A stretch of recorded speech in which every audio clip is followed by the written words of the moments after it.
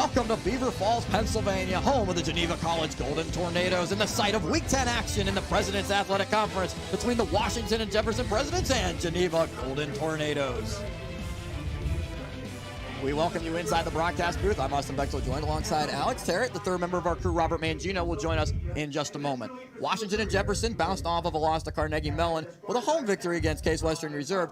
And Geneva's trying to make it 4 in a row, 3 straight wins coming into today. We have both teams coming off huge victories, but I'm interested to see the two completely different styles of offense. Geneva with their hard-nosed ground attack, and then W&J with their high-octane, high-passing offense. W&J, the number 1 passing team in the President's Athletic Conference. Geneva, the number 1 rushing team in the PAC. Now, for W&J, it starts with Jake Pugh, the man under center, leading the offense with dynamic wide receivers Jacob McCosco, John Peduzzi, Anthony Rosati on the outside. And that's the number 1 focal point of this W&J offense is Jake Pugh. Last week, he had 275 yards passing and accounted for over 4 total touchdowns. The most interesting, though, is he had 0 turnovers against a Case Western team going into that week that was the number 1 scoring defense in the conference and number 6 in the entire country. He needs a huge game in order for this W&J team to put up a lot of points. W&J averaging 295 yards per game over the air. Geneva, 230 yards rushing per game. And Josh Seister, one of the main focal points for head coach Gino DeMarco. And all starts with number 0, Josh Seister. I'll tell you, this kid runs with a purpose. He's the leading rusher on the team with over 112 yards per game. To put that into perspective, the next highest on the team only has 51.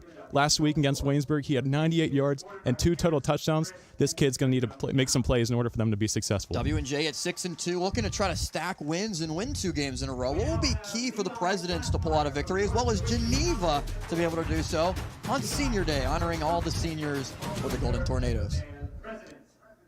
The W&J team needs to stay disciplined. This team has so much potential.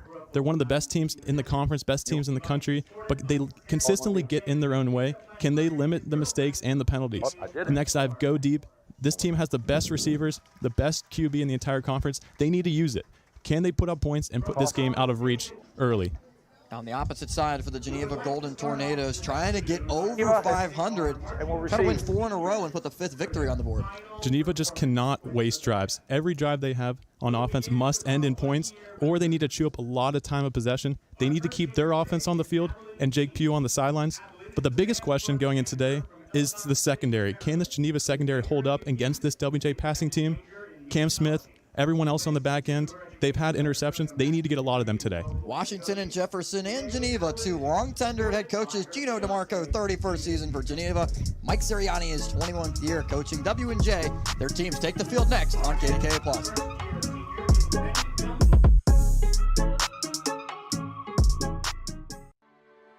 What keeps you moving? Is it your grandkids learning to ride a bike? Or Fido wanting to go for walks? At Washington Health System Center for Orthopedic Excellence, our highly trained team offers a wide variety of services, all tailored to your specific needs. Don't let pain or injury stop you any longer.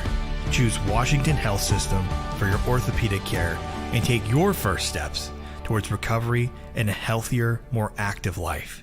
It's time to rediscover the original Voodoo Brewing Company pub in beautiful downtown Meadville. Enjoy world-renowned craft beer, delicious and unique cocktails, and one-of-a-kind food items. Celebrate an Allegheny win with the newest fall cocktail, Gator Juice. And if you're looking to take your celebration to the next level or host a private event, look no further than the Voodoo Production Facility and Event Space for your next event. For more information, visit VoodooBrewery.com. Welcome back to Geneva. Let's send it to the third member of our crew, Robert Mangino, down on the sideline. Austin, how about this one? Washington and Jefferson and Geneva, they have a history going back to the 90s, the 1890s. They've been playing since 1891.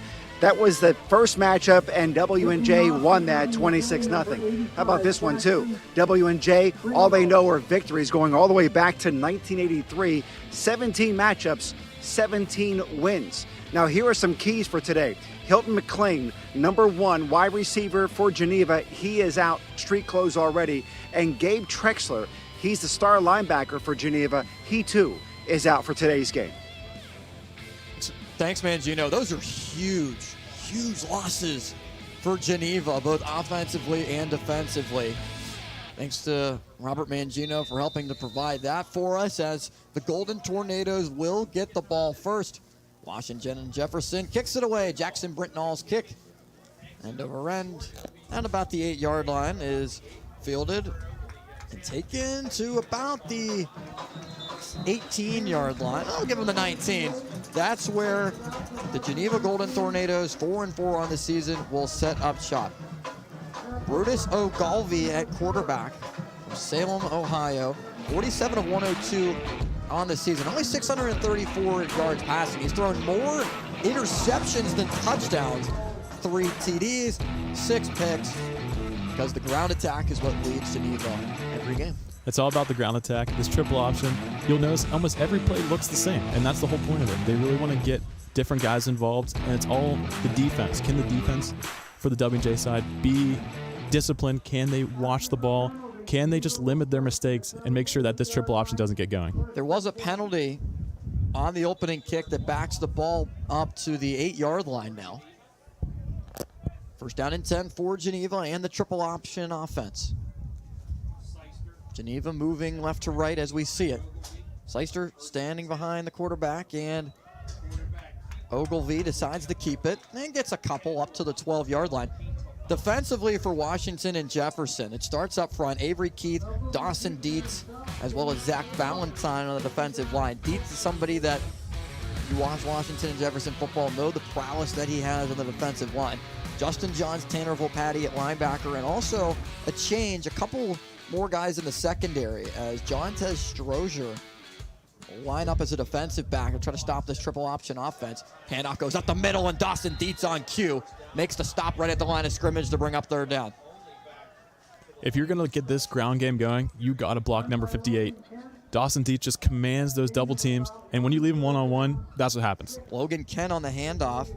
Only gets back to the line. The sophomore at 5'9", 170 pounds from Johnstown, Pennsylvania. 3rd and 6, minute gone by. Ball at the 12-yard line.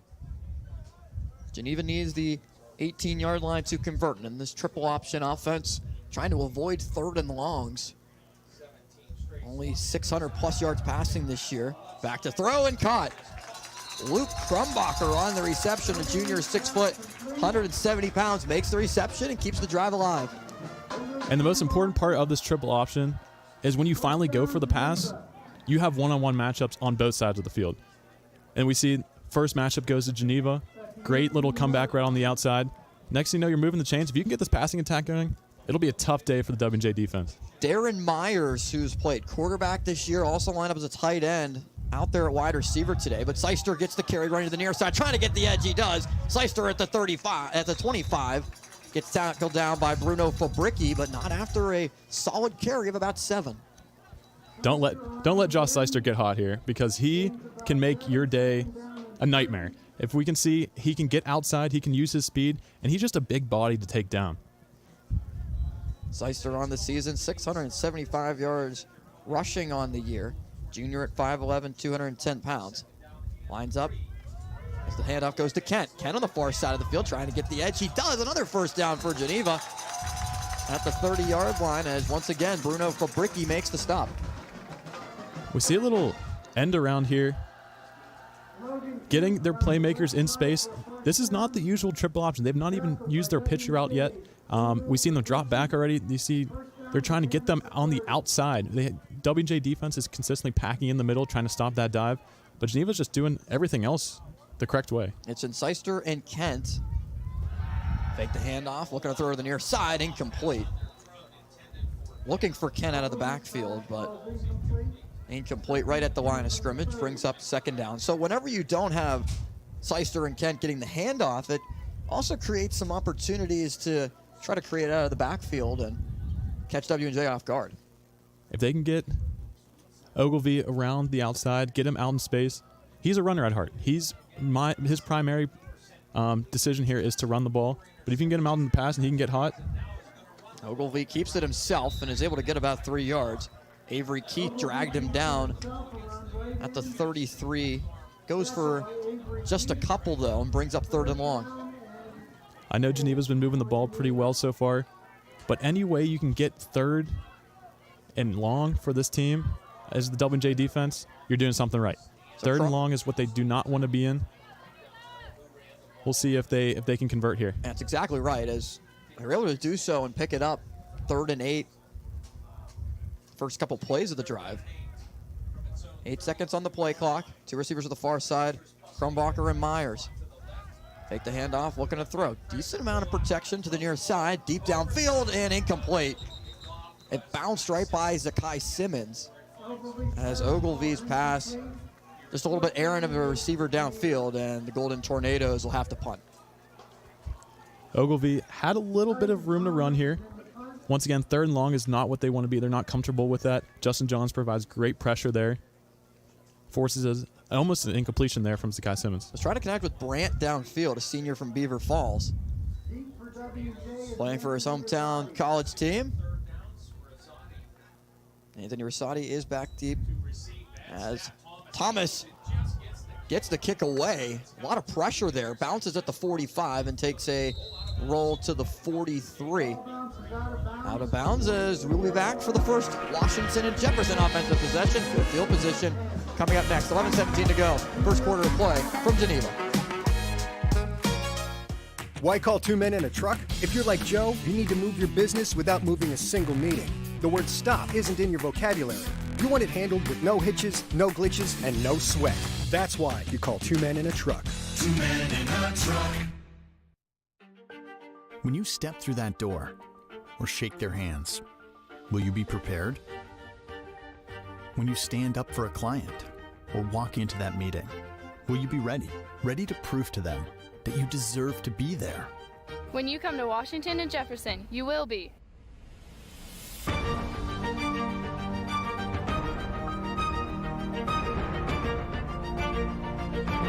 Washington and Jefferson College. Are you ready? Here at Loway, we have a pretty vast array of customizable promotional products, from pens, signs, mugs, water bottles, really anything you can think of. Some of the main services we provide here are screen printing, embroidery, and promotional products. What really sets us apart from our competitors is our on-staff design crew and our customer service. We can really help take your branding and marketing to a new level. The main thing you can expect from us here at Loway is quick turnaround times and a really high quality product.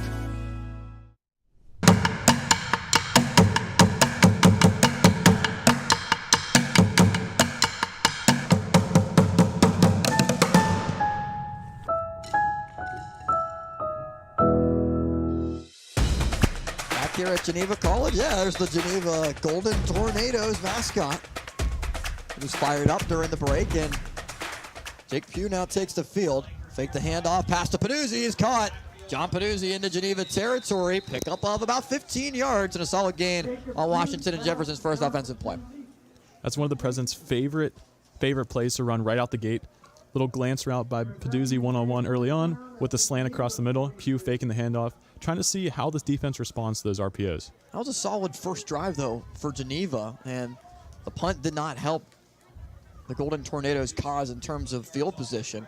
Pugh lines up in the shotgun, pitches it to the far side to Haas. Haas with running room past the 40, 35, and Haas out of bounds right near a first down. Got about 10, maybe 9.5, no signal yet, and it will be good enough for another first.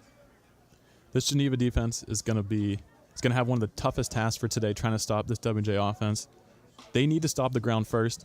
They need to make sure that they're not getting easy yards with Huss, Volpatti, even Kobe DeRosa, all sprinkled in there. They need to stop the run first, but they don't send a lot of pressure, so we'll see how this goes. DeRosa in the game now. He gets the handoff, running up the middle. DeRosa bounces it now to the far side with space. 25-20, and DeRosa taken down inside the 20-yard line.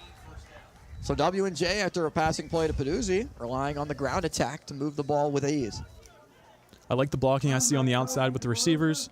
McCosco making a great block on the outside. And Kobe DeRosa just being patient, letting those blocks develop, getting to the outside, and they're just stacking these first downs. Put it at the 18, first down and 10. DeRosa lines up in the pistol behind Pugh. He gets the carry again. DeRosa up the middle and makes his way close to the 15. Decked at the 16 after a pickup of 2.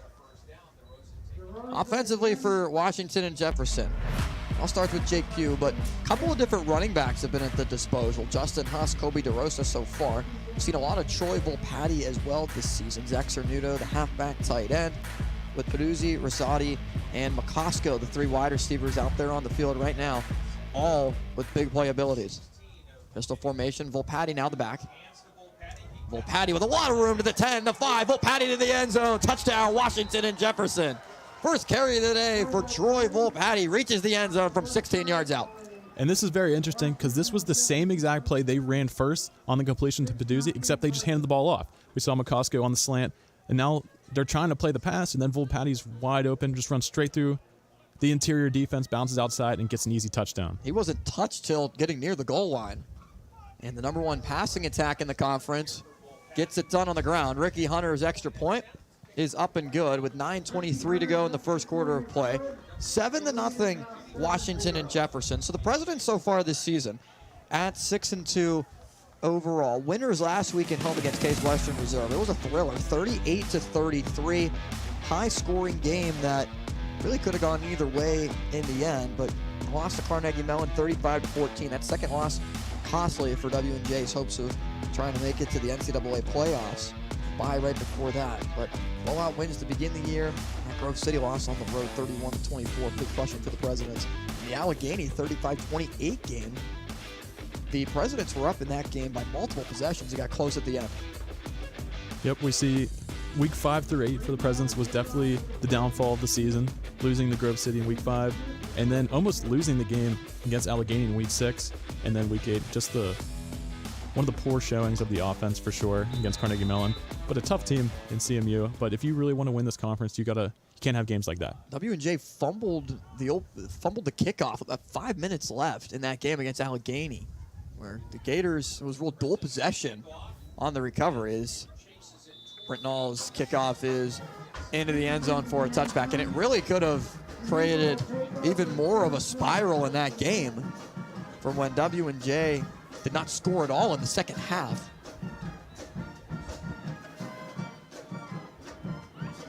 So it sets up after the touchback, ball at the 25-yard line for Geneva. And Alex, you like that first drive, even though it did not really make it into W&J territory for Geneva. You thought it was a solid way to start the game. I just said at the beginning, just do not waste any possessions. Even if you don't end in points, if you take up time possession, you want to shorten this game up as much as possible and keep those offense on the sideline. Obviously, the punt did not help them at all. Seister gets dragged down at the 30. Not after a pickup of 5, maybe 6 yards, though. Hard run for Josh Seister. Josh Seister doing everything he can today to give his team a chance to win. On first down, getting 6 yards against as a triple option team is exactly what you're looking for. And he averages 6 yards per carry on the season. 4 touchdowns to his name and over 115 rushing attempts. Ball at the 31-yard line, 2nd down and 4. It's an offense that exclusively runs under center pretty much the whole entire way. Ogilvie goes under center with Seister right behind him. Fake the handoff and the pitch to the near side of the field. Brandt is able to get close to the 32. Only a gain of 1 yard, though. And a lot of different moving parts on that play. I definitely want to see them use the pitch man as much as possible today because it gets those corners and those safeties coming up to stop the run. And if you keep hammering that pitch, next thing you know, it opens up some of these aggressive corners to kind of stay with the run and then leave their man, and you'll see some people streaking down the field wide open. So just because it's not a successful play now, it might be later on. 3rd and 3. Geneva needs the 35 to convert. Ogilvie goes under center. One on receiver to the far side, one on the near side as well. Ball to the near side hash. Hand off to Seister. Seister makes his way to the 36 and picks up a first down. Pick up a 4 for Seister. The junior fullback helps to keep the drive alive. Another strong carry. Seister just keeps getting better throughout the game. As more defensive players get more and more tired, Seister continuously runs the same way he does throughout the game. And that makes these W&J defenders need to give more extra effort to bring him down. They need more guys to get to the ball, bring him down, because he'll definitely break the first tackle every time. Gino DeMarco's in his 31st season leading the Golden Tornadoes and told us you need a good B-back. You need somebody in this offense that is not afraid of contact and somebody at the point of attack is going to deliver his shoulder into defenders and be a strong runner. Fake to Seister, and the pitch to the near side. Lots of running room for Logan Kent past the 40. Kent down the sideline at the 30 and out of bounds near the 25-yard line. Pushed out of bounds by Simmons, but the triple option on full display and the success that it can have with the speed of Logan Kent. And see, with the triple option, there's levels to this. There's the fullback, there's Josh Seister on the dive. You go to that play as much as you can and then once the defense commits to Josh Seister, then the quarterback pulls it, and then he has the second level, and then the third level goes to the pitchback, and you see a big run there. Like I said, I want them to use the pitchback as much as possible because that's where they're going to get their big chunk plays. Kent has that speed. Sophomore from Johnstown, Pennsylvania for a 40-yard gain to the 24-yard line. Hand off this time, up the middle to Seister. Seister pushes the pile forward to the 19. And also for Seister, something that you always want to see for running backs. Do they get pushed back or do they fall forward at the very end of the play to help get that extra yard and a half? I'll tell you what, there's 4 W&J defenders around him, and he's still going forward. He just has those big legs. He just churns all those runs. And now this is where he's dangerous. Inside the red zone, inside the 15, inside the 20. They're going to go to him a lot and expect a lot of carries from him. 2nd down and 5 at the 19. 2 receivers line up to the near side, including Myers.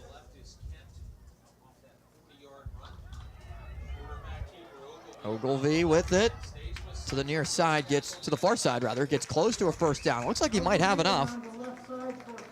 Is indeed the case. On a pickup of 5, Curtis Ogilvy, the junior quarterback, kept it himself, decided not to pitch it. This play is so interesting because it looked like Ogilvy was spinning out, booting out to pass. In reality, there was no receivers on his side of the field. They were all on the right side as a decoy. They knew they were running the ball that entire time, but they'd at least fake like there was pass there. But expect the next time they run that play, they might send a tight end down the field. Just keep these W&J defenders guessing at all times. That was a good block by Seister there as well. As he gets the pitch, running to the near side. Seister is wrapped up.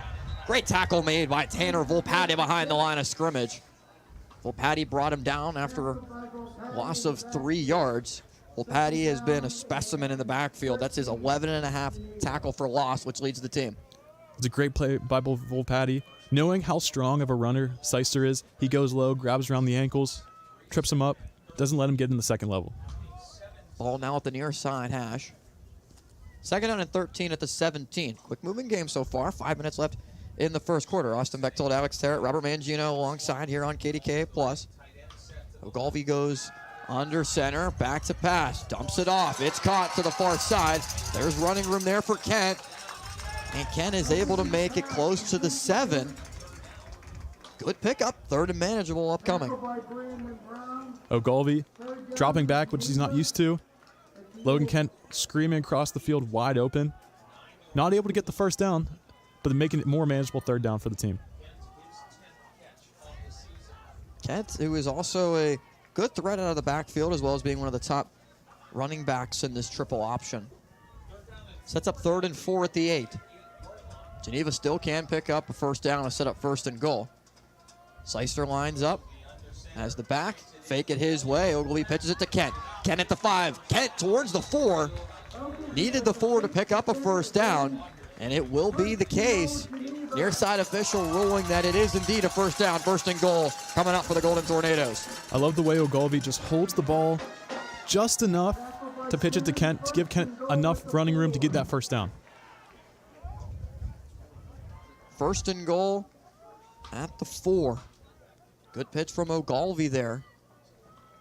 Near side receivers are Myers and Krumbacher. No Hilton McLean today. He is out wearing street clothes on the sideline. Ogilvy under center. Handed off to Seister. Seister towards the goal line. Pyle pushes forward. Have to see if he does make his way into the end zone. Looks to be about a half a yard short. Maybe the length of the football for Seister. Carry of about 3 yards, maybe 3.5. Josh Seister putting his head down like he does on every single play. He runs every single play the exact way. And he's able to get those little tush push there. Quarterback sneak for a touchdown. Golden Tornadoes get into the end zone. Darren Myers lined up under center and took it in for the 1-yard score.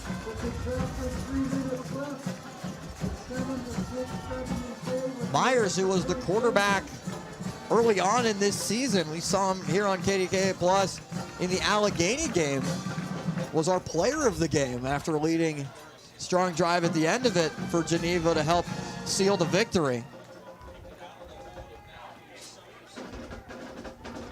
And the extra point up and good. Ryan Redder's extra point makes it a tie ball game. 7-7 with 3 minutes to go in the first quarter of play. Back after this on KDKA Plus. We raised $5,000! When you purchase life insurance and annuity products from GBU Life, you also have more opportunities to give back to your community. GBU matches donations you make up to $1,000 per member. I have GBU Life Insurance. Oh, wow. I have a GBU youth policy. Whoa. We've got GBU annuities.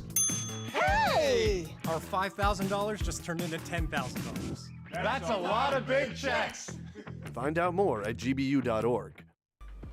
Maya, can you come in here, please? Already. Yeah, Dad, what's up? Is that your brother on the TV? Yeah, that's my brother. It looks like it's tonight's game. But how can that be your brother? I have never missed a single game. We couldn't go tonight. Remember, you broke your foot. Right. Well, I don't know who's putting on this production, but without them, I'd be missing this.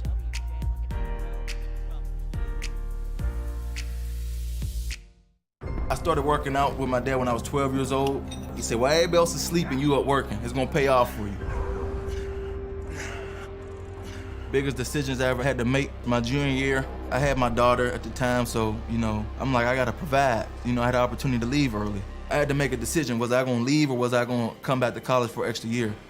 I'm about to cry talking about this shit.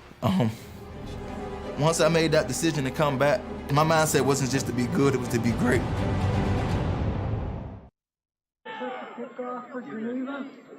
That drive by Geneva, so important. 6 minutes, 23 seconds off the clock. They want to control the ball as much as possible, keep Washington and Jefferson's team, the offensive side of the ball, off the field, and to complete that with a touchdown. Myers, less than a 1 yard run to tie this game up at 7, just so important for Geneva.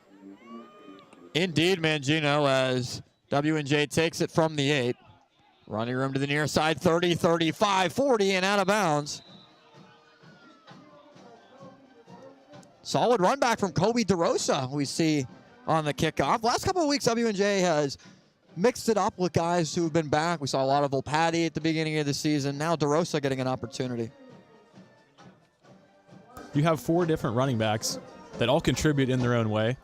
And so credit to Sirianni for just continuously moving them all in the game, getting them all the touches, and just really switching up. And we see now Owen Patricic in at running back, just continuously switching up the way this defense views these running backs. At one point, Patricic was the leading rusher for W&J as he gets the carry right to the near side with space. Patricic past midfield, stiff arms a defender, and gets taken out of bounds at the 46. Able to get a first down and a pickup of 13.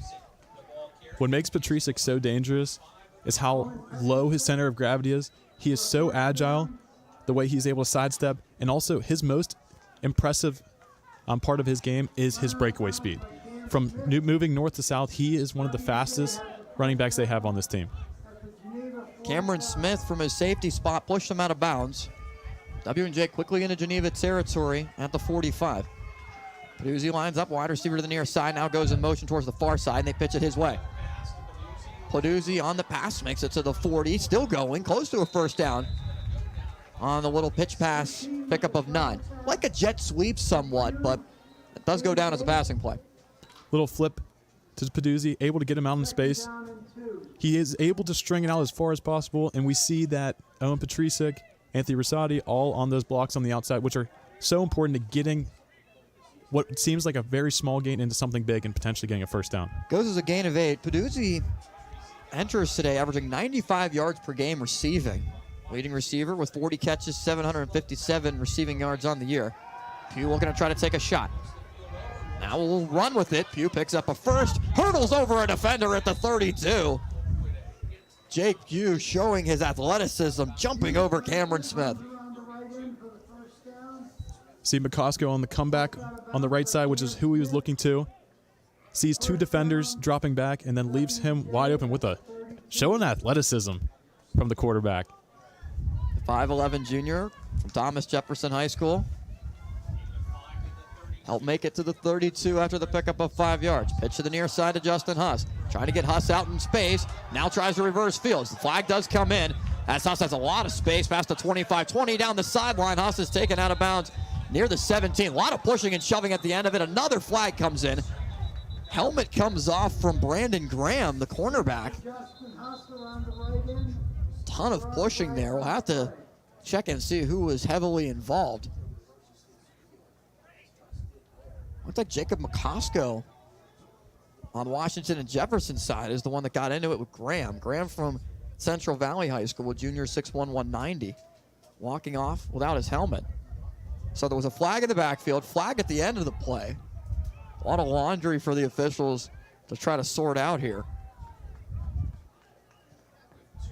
There are multiple fouls on the play. Holding. 57. To the unsportsmanlike conducts on both teams. Number 7 of the defense, number 14 of the offense. Those will offset and will also. So offsetting penalties on Graham and McCosco. There's also holding on Dante Loma in the backfield. There's the pushing and shoving. A lot going on there, and Graham took off his helmet. Going at it with McCosco there. When you're out on the outside as receiver and DB, you're talking all game. And I could tell that these two definitely don't like each other. But how about Huss just keeping the play alive? Unfortunately, when you're cutting back on the opposite side, your offensive linemen have to hold their blocks just a little bit longer. Sometimes they get a little tug of the jersey, and just that great play just gets erased. So those offset, but the holding does count. It's 1st down and 20 at the 42-yard line. Shotgun formation for Pugh. Fakes a handoff, looking to take a shot deep downfield. Looking for Rosati in double coverage. He makes the grab. Anthony Rosati hauls it in at the 13-yard line. A huge play for W&J. How about Rosati? Not the biggest dude on the field just at all, but still able to just go up, climb the ladder with a little bit of contention. Didn't land very softly there, but great catch by Rosati. And there was safety help over the top as well. Rosati, though, beat his defender one-on-one. Great play to the near side. Final seconds of the first quarter. Ball at the 13 for W&J, and the handoff goes to Justin Huss. Huss cuts his way to the 11. Short pickup of about 2 on what could be the final play of the quarter. Huss still looking for that big hole to open up, staying patient.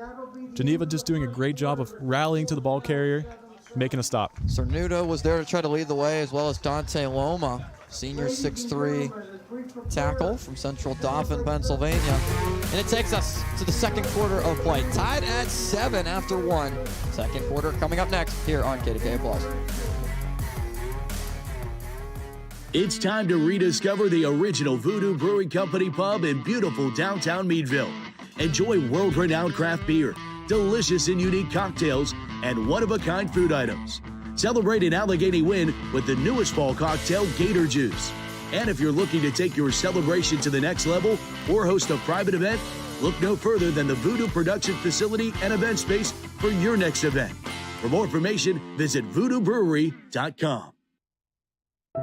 For us, this is not just a job.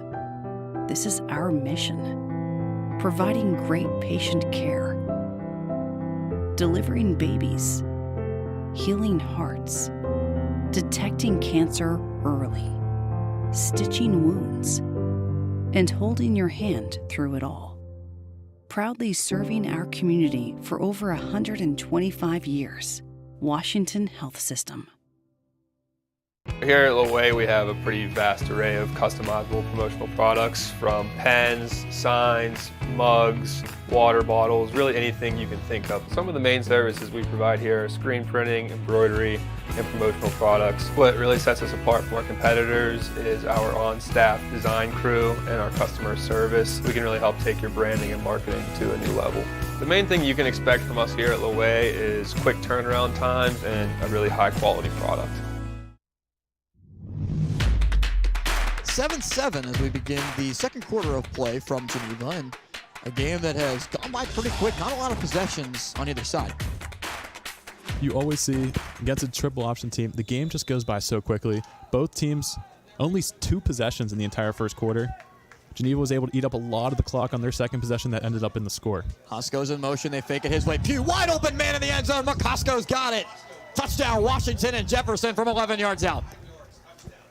And McCosco on the play fake to Huss, who went in motion, helped to create a wide open man. 7th touchdown of the year for Jacob McCosco.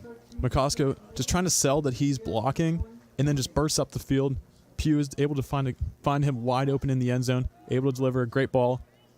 And then you have Geneva with the ball for a long time, but then the Presidents just answer right back with a quick score.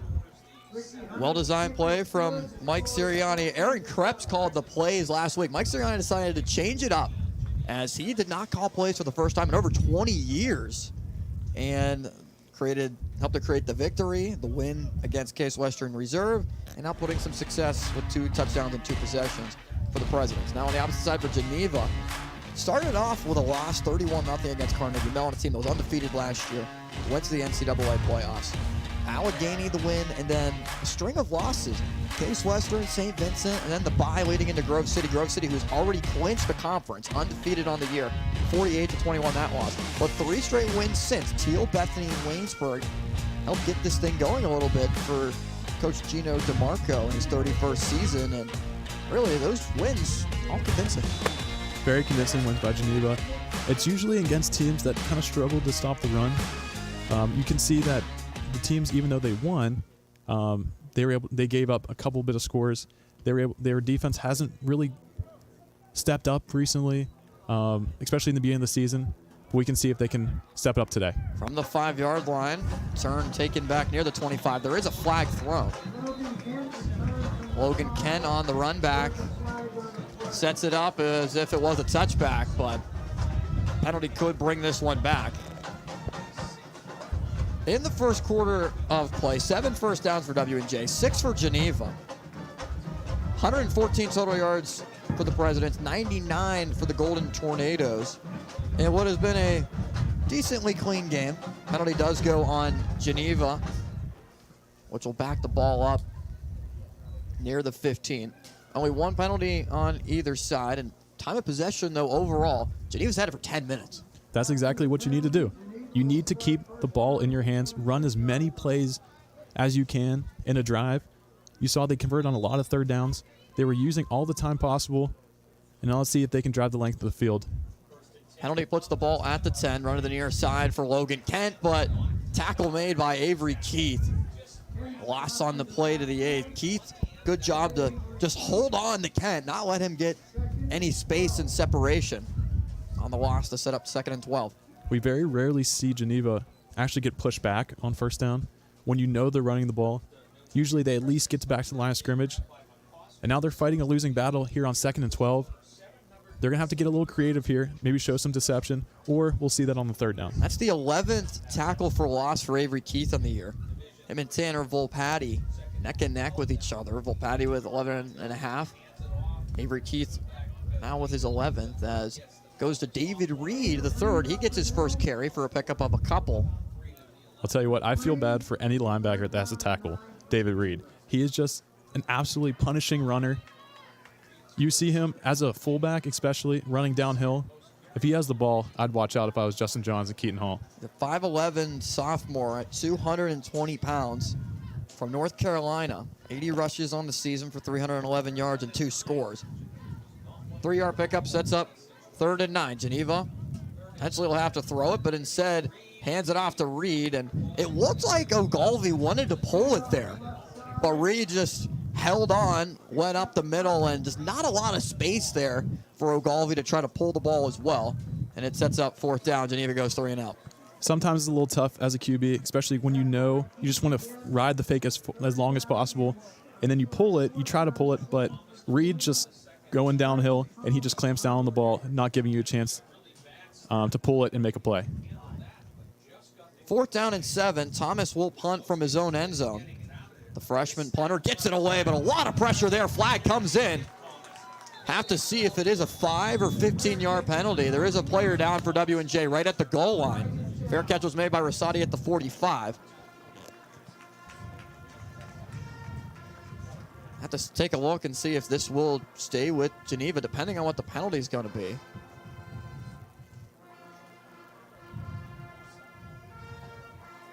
A lot of W&J players there trying to determine what this is and conversing with the official. Here's the call. Personal foul. Receiving team.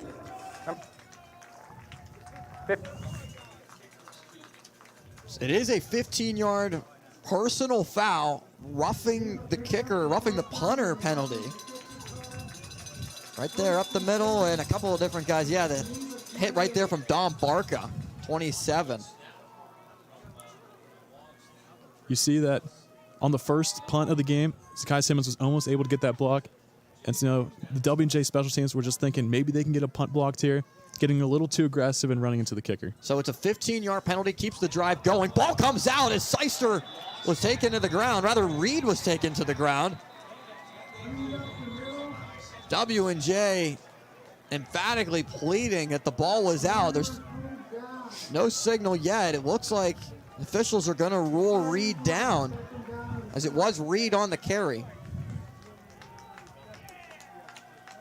W&J defensively was already running off the field. The offense was on the field and now being signaled President's football.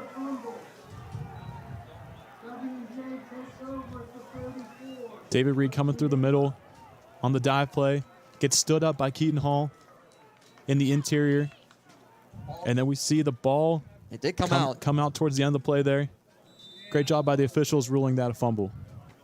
Yeah, the officials converged to talk about it, and as Reed was hit at the point of attack, the ball did slip out and was recovered by the Presidents. 12:44 to go in the second quarter. It's the first turnover of the game, and W&J looks to try to take advantage on a Pugh shot to Peduzzi, incomplete. Just a little bit out of the reach of John Peduzzi. Graham helped to break it up.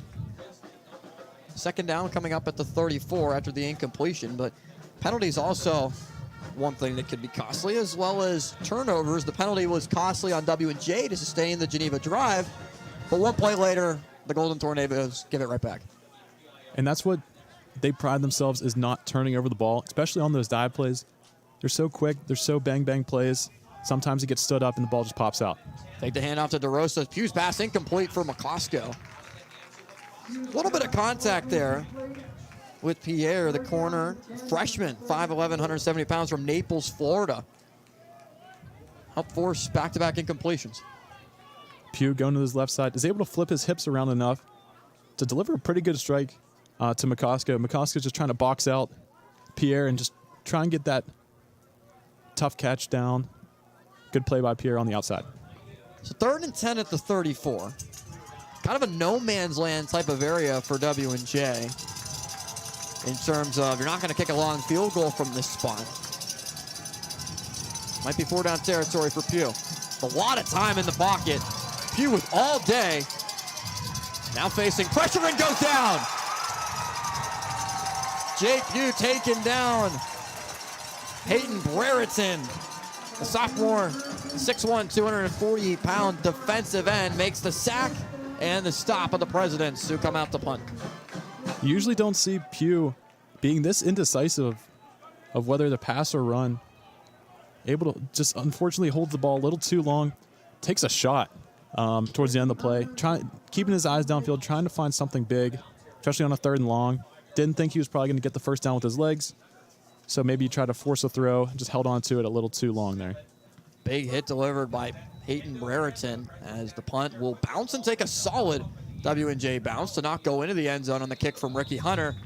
And then instead of being inside the 5, is down by the Presidents at the 10. 11:44 to go in the second quarter of play. 14-7, Washington and Jefferson. Geneva has it back. Coming up on KDKA Plus.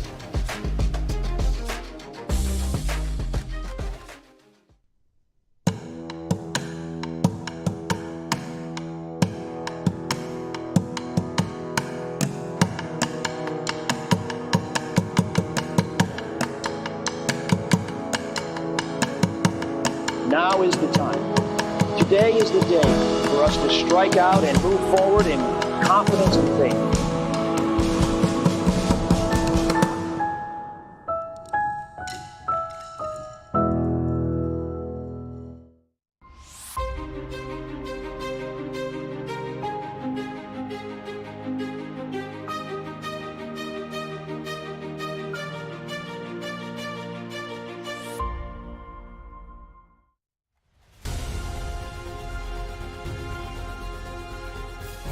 Looking to escape a dead-end job?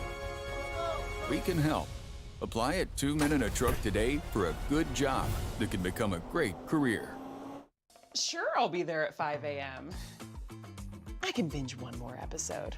Let's face it, you don't always set yourself up for success. 5 more minutes.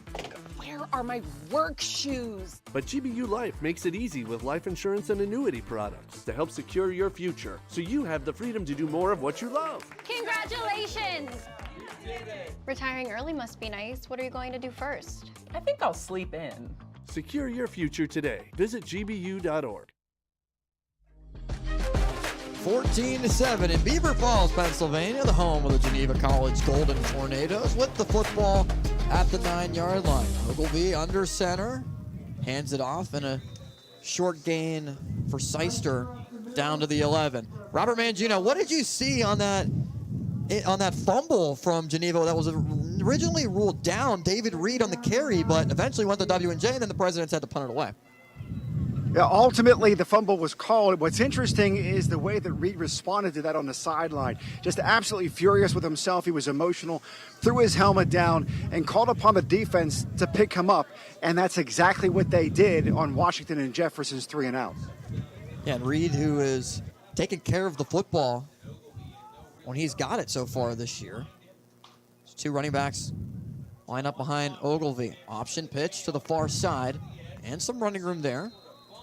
Near the 15-yard line. Brandt on the carry, the senior, right here in Beaver Falls, Pennsylvania, able to get about 5. Instead of Seister going on the dive play, they have him as a lead blocker, being that traditional little fullback role, able to deliver a huge block, giving the running back the outside. Now third and medium here for the Golden Tornadoes. Josh Seister's a pretty impressive blocker. I mean, he's a guy that once you hand off the football to him, somebody that's not afraid of contact whatsoever, but also equally as good of a blocker. So 3rd down and 5 for Geneva, back to pass, and looked like Ogilvie's hand was hit as he threw on the near side. A lot of pressure was there from Dietz as well as Avery Keith. Krumbacher was the intended receiver, but the pass fluttered short. And once again, Geneva not able to capitalize, going 3-and-out. It's so tough to drop back as a quarterback in the triple option because all the D linemen are firing as hard and as fast as they can on every single play because of all the runs that they see. So it's so hard for Ogilvie to really get some time to throw. And that was Dawson Dietz who hit Ogilvie. A lot of pressure again from Simmons, and might have got a piece of it as the punt bounces at about the 27. Thomas's kick was not very good. He has had 1 block this year.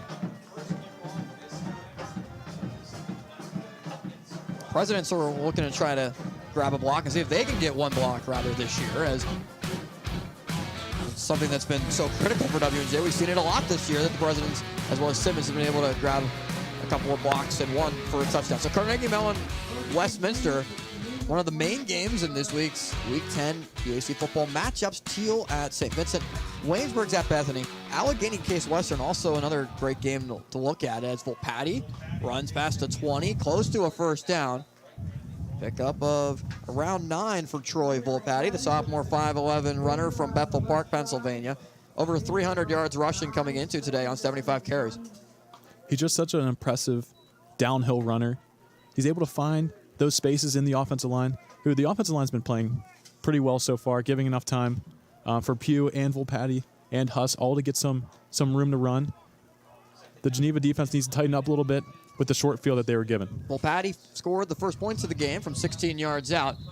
Flag blows this play dead before it can start. Prior to the snap, false start. Offense, number 77. 5-yard penalty, 2nd down. Ball start goes on Elijah Staub, the sophomore left tackle from Hanover, Pennsylvania. A lot of Whippeal products on this President's team. Jake Pugh from Thomas Jefferson, Troy Volpatti from Bethel Park, Justin Huss from Derry area, Raymond Holmes, Sarah Catholic, Jacob McCosco, Peters Township, as the WPIL playoffs are in full effect. Peters Township won yesterday. Volpatti on the carry makes his way to the 20. Volpatti as well as McCosco, two Whippeal players making it into the end zone. And Beaver Falls, famous for being the home of Broadway Joe. Joe Namath, number 19 here. His name as well as number honored here at Geneva, right there, number 19.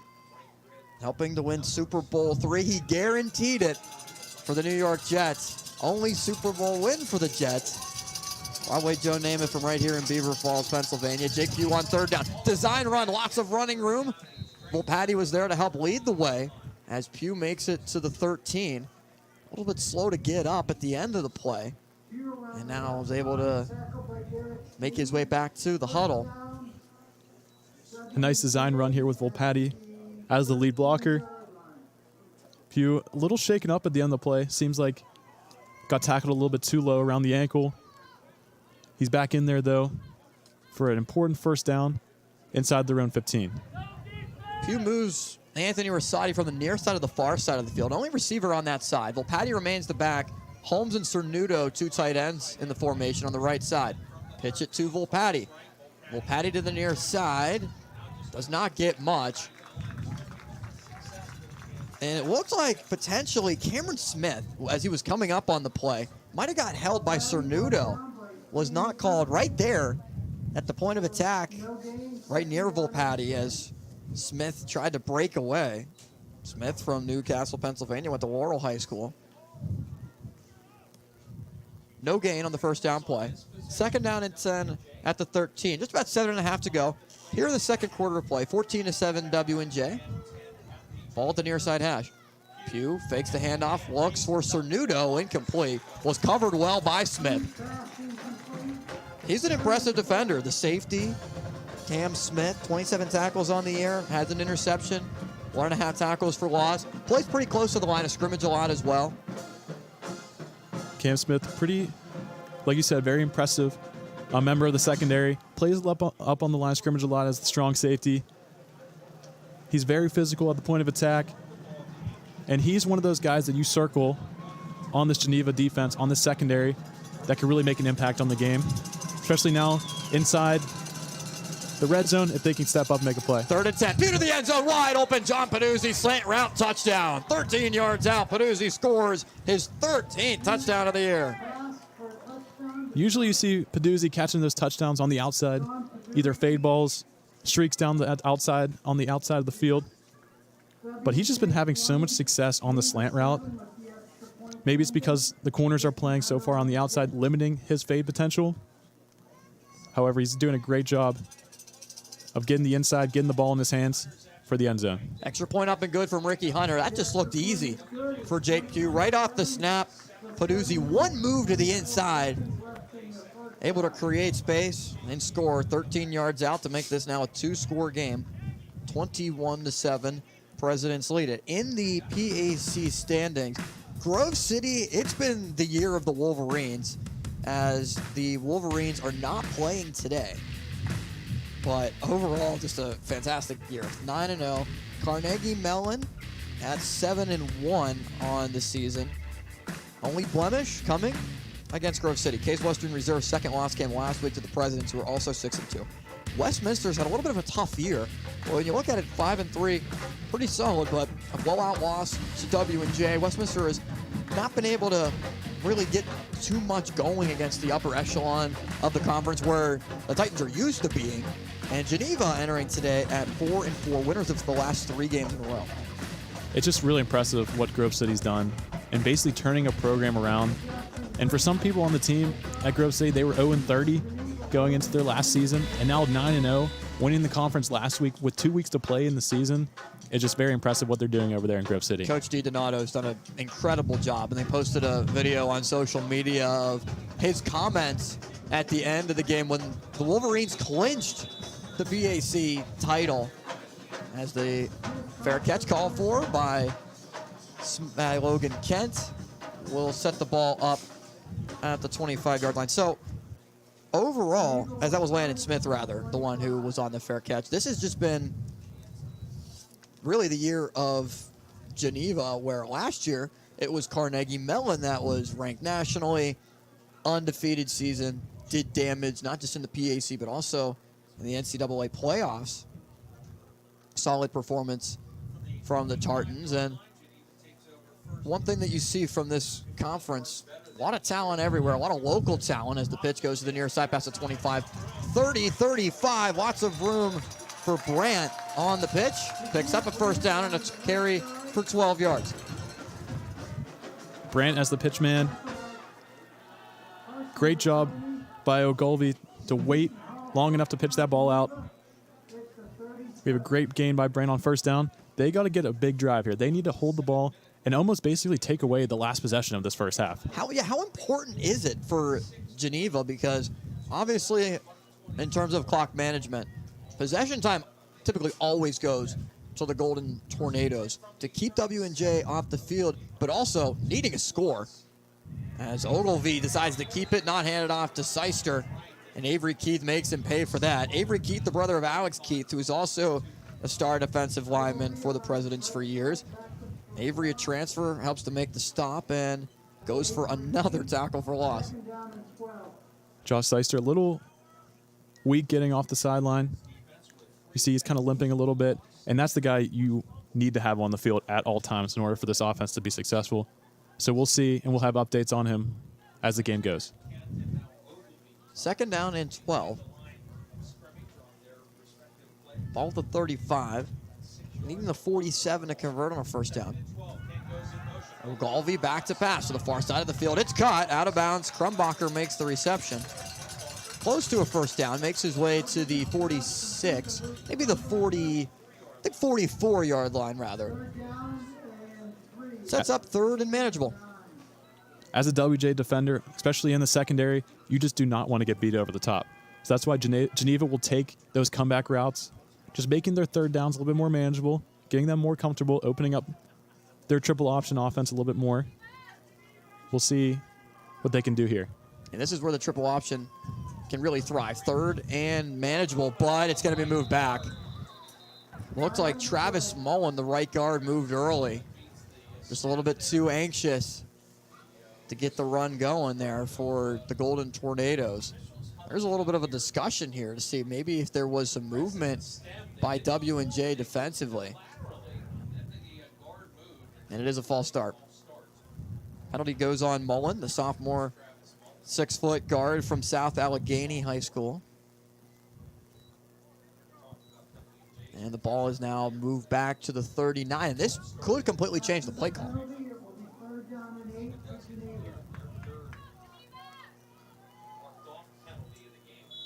So now they can't do what they want to do. And they don't want to drop back and pass. They only send 2 receivers, sometimes 3, out for routes. Now they got to be a little bit creative with this play call. Ogilvy under center, fake the handoff, pitch to the near side. Kent with room, 40-45, lots of room for Kent. He gets the first down near midfield. Ball came out at the end of it. Presidents were able to recover, but it is down by contact for Logan Kent in the President's side of the field. I mean, we were just talking about how the offense needs to change up in third and long. They just do the same thing they always do. They do what they do best, and that's look to the dive. Once the dive's not there, they look to the pitch, and then able to get Logan Kent speeding on the outside.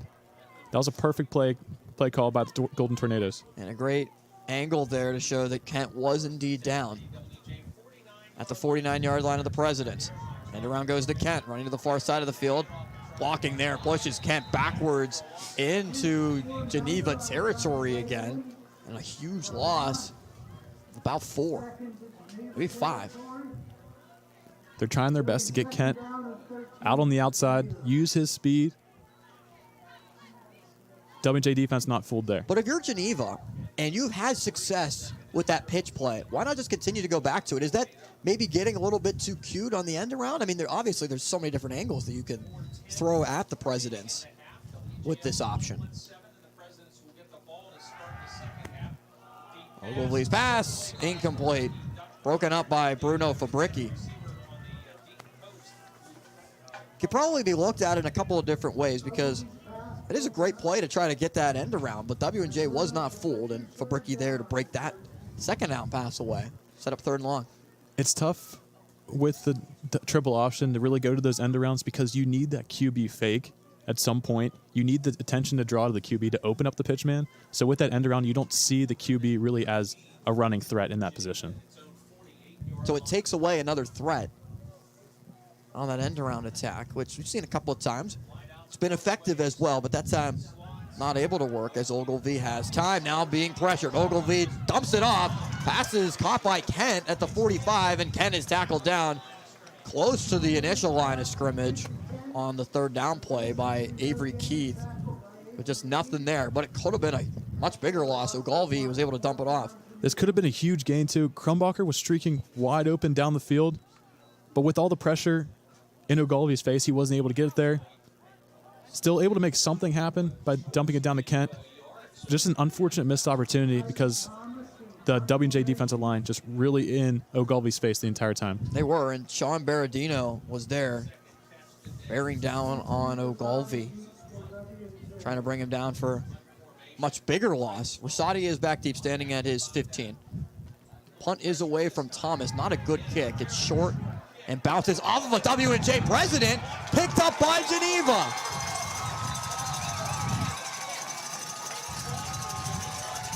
Golden Tornadoes signaling they have recovered the football as it bounced into a W&J special teamer, and that could be a hidden advantage of the short kick. Thomas has definitely struggled punting the ball today, but sometimes those short kicks, they work because those WJ defenders are blocking, the receiving team is blocking, all backs are turned to the ball. Then sometimes you just get a lucky bounce. And then Geneva having the big luck here, getting the ball now in their best field position they've had all day. Ball hit Marcus Harrell Jr. in the leg on special teams. It sets up Geneva. You're the Golden Tornadoes need to try to take advantage of this one. With 3:05 to go in the second quarter. Could make this the last possession of the half. Pitch to the near side. Brandt past the 30. Makes his way close to a first down. Pickup of 9 to the 26. And now this Geneva offense is in the perfect position that they want to be. They have the opportunity of wasting down all the time in the end of this first half. And if they can come out with a score and going into halftime, only 1 score down on this W&J team, they'll take it every day. 2:38 to go in the first half. Geneva does have all 3 timeouts remaining. And back to pass. Ogilvy looking to try to take a shot near side of the field. Jump ball incomplete. Looking for Crumbacher. Not able to make the grab. Carson Laconey had coverage. Was wondering there on second down and only a yard if Geneva would indeed take a shot. That was indeed the case, but Crumbacher not able to make the catch. Pretty solid throw from Ogilvy. I really like that play call, especially because you know how much success you have on 3rd and short, especially with Josh Seister back in the game. And he gets the carry. Seister picks up a first down. Makes it to the 23. Pickup of 3 yards. Good to see Seister back in the game. It's such a motivating thing to see Josh Seister back out on the field, especially for that 3rd and short.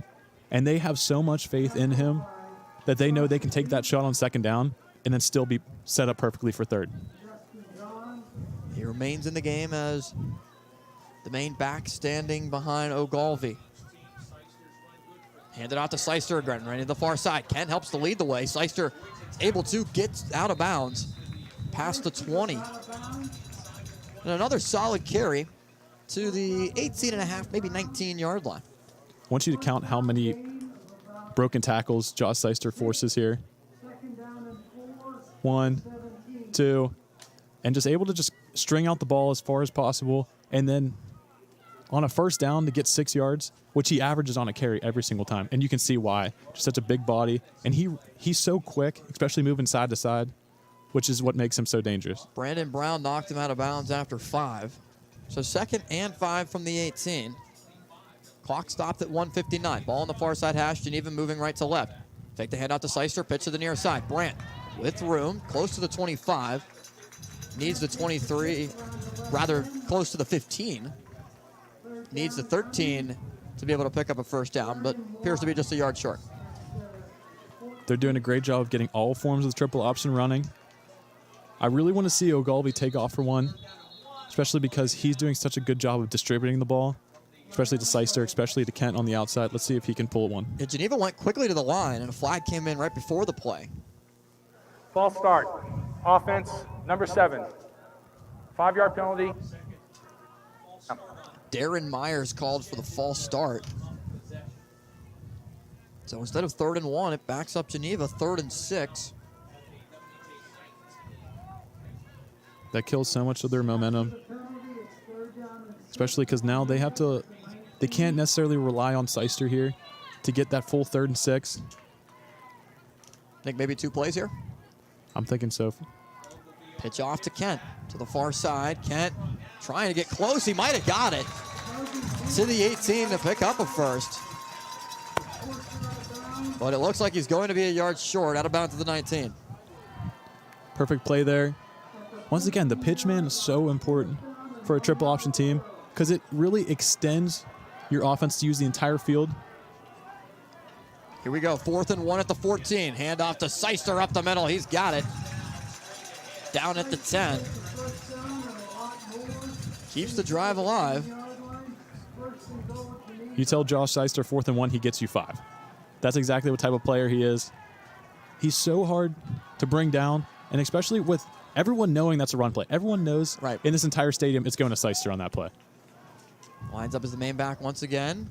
Doesn't get the carry this time. The pitch out to the near side to Brandt. Brandt not able to get back to the 10. And the 1st and goal play goes for a loss of 3. Back to the 13. And a timeout taken. Timeout. Geneva. Their first timeout of the first convert. Media timeout. Good tackle made by Brandon Brown from Greensburg Central Catholic to keep Brandt in bounds as well. Geneva calls timeout. 59 seconds left in the first half of play. 2nd down and 13 for Geneva on the other side of the break.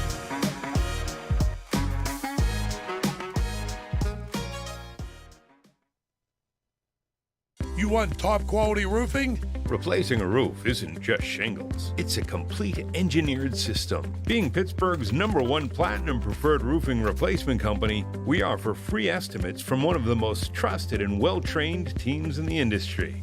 With over 40 years in the business, JP Roofing is efficient and complete most roofing jobs in just 1 day. If you're looking to get your roof replaced, hire JP Roofing and Siding. Quality long remembered at a fair price.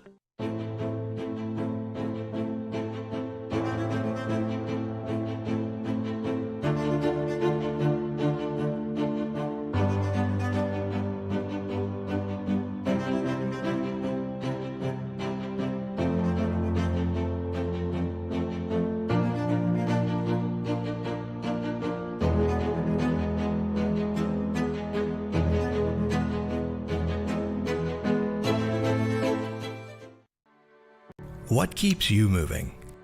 Is it your grandkids learning to ride a bike? Or Fido wanting to go for walks? At Washington Health System Center for Orthopedic Excellence, our highly trained team offers a wide variety of services, all tailored to your specific needs. Don't let pain or injury stop you any longer. Choose Washington Health System for your orthopedic care and take your first steps towards recovery and a healthier, more active life. My name is Loretta, and this is Special Olympics Pennsylvania. Special Olympics Pennsylvania is competition. Special Olympics Pennsylvania is leadership. Special Olympics Pennsylvania is life-changing. Special Olympics Pennsylvania is unified. Special Olympics Pennsylvania is inclusion.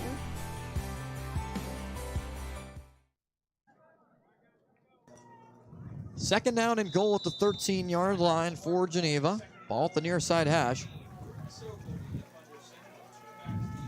Ogilvy goes under center. Takes the handoff and pitches it to the far side to Kent. Kent gets upended. Great tackle made in space by Bruno Fabricki to make the stop and allow Logan Kent to not get close to the 10-yard line. Bruno Fabricki is one of your best coverage corners. Timeout. But he's showing off his run defense skills, Their first timeout making a of great the first play, half. keeping Logan Kent reset the inbounds, game. forcing Geneva to take another timeout that they wanted to save. Washington and Jefferson calls timeout. Presidents now have 2 remaining, maybe trying to get the football back before half. Geneva averaging 229.5 yards rushing per game. Geneva offense averaging just under 23 points per game and giving up about 28. How about total yards of offense entering today? Geneva averages 325. W&J over 450 total yards of offense. Ogilvy's thrown for 364 yards on the year. It's the main running attack. Josh Seister, 675 on the season. Hilton McLean not here today. Dressed for Geneva. He is on the sideline, but just in street clothes. Not playing. Also not out there for the Golden Tornadoes is star linebacker Gabe Trexler. Out of the lineup. He's the leading tackler. Leader in tackles for losses as well. Made a little bit of an impact defensively for sure for Geneva. Trexler is not out there. Luke Blasco, one of the star middle linebackers, is playing today. 3rd and goal at the 12. Ogilvy looking towards the end zone, and it's intercepted. Taken away by Brandon Brown. The safety makes the play right near the goal line, down at the 5. And Brown takes it back for the Presidents, keeping points off the board for Geneva. How about Brandon Brown just making a great play from a safety position, who's really stepped in, especially the last few games, to be a starter, and just proving himself each week, showing off the athleticism for him, able to read that route to perfection, jump in front of the ball, and make a great play. Sets up the Presidents, 1st down and 10 at the 5, 46.8 to go. See what W&J intends to do here.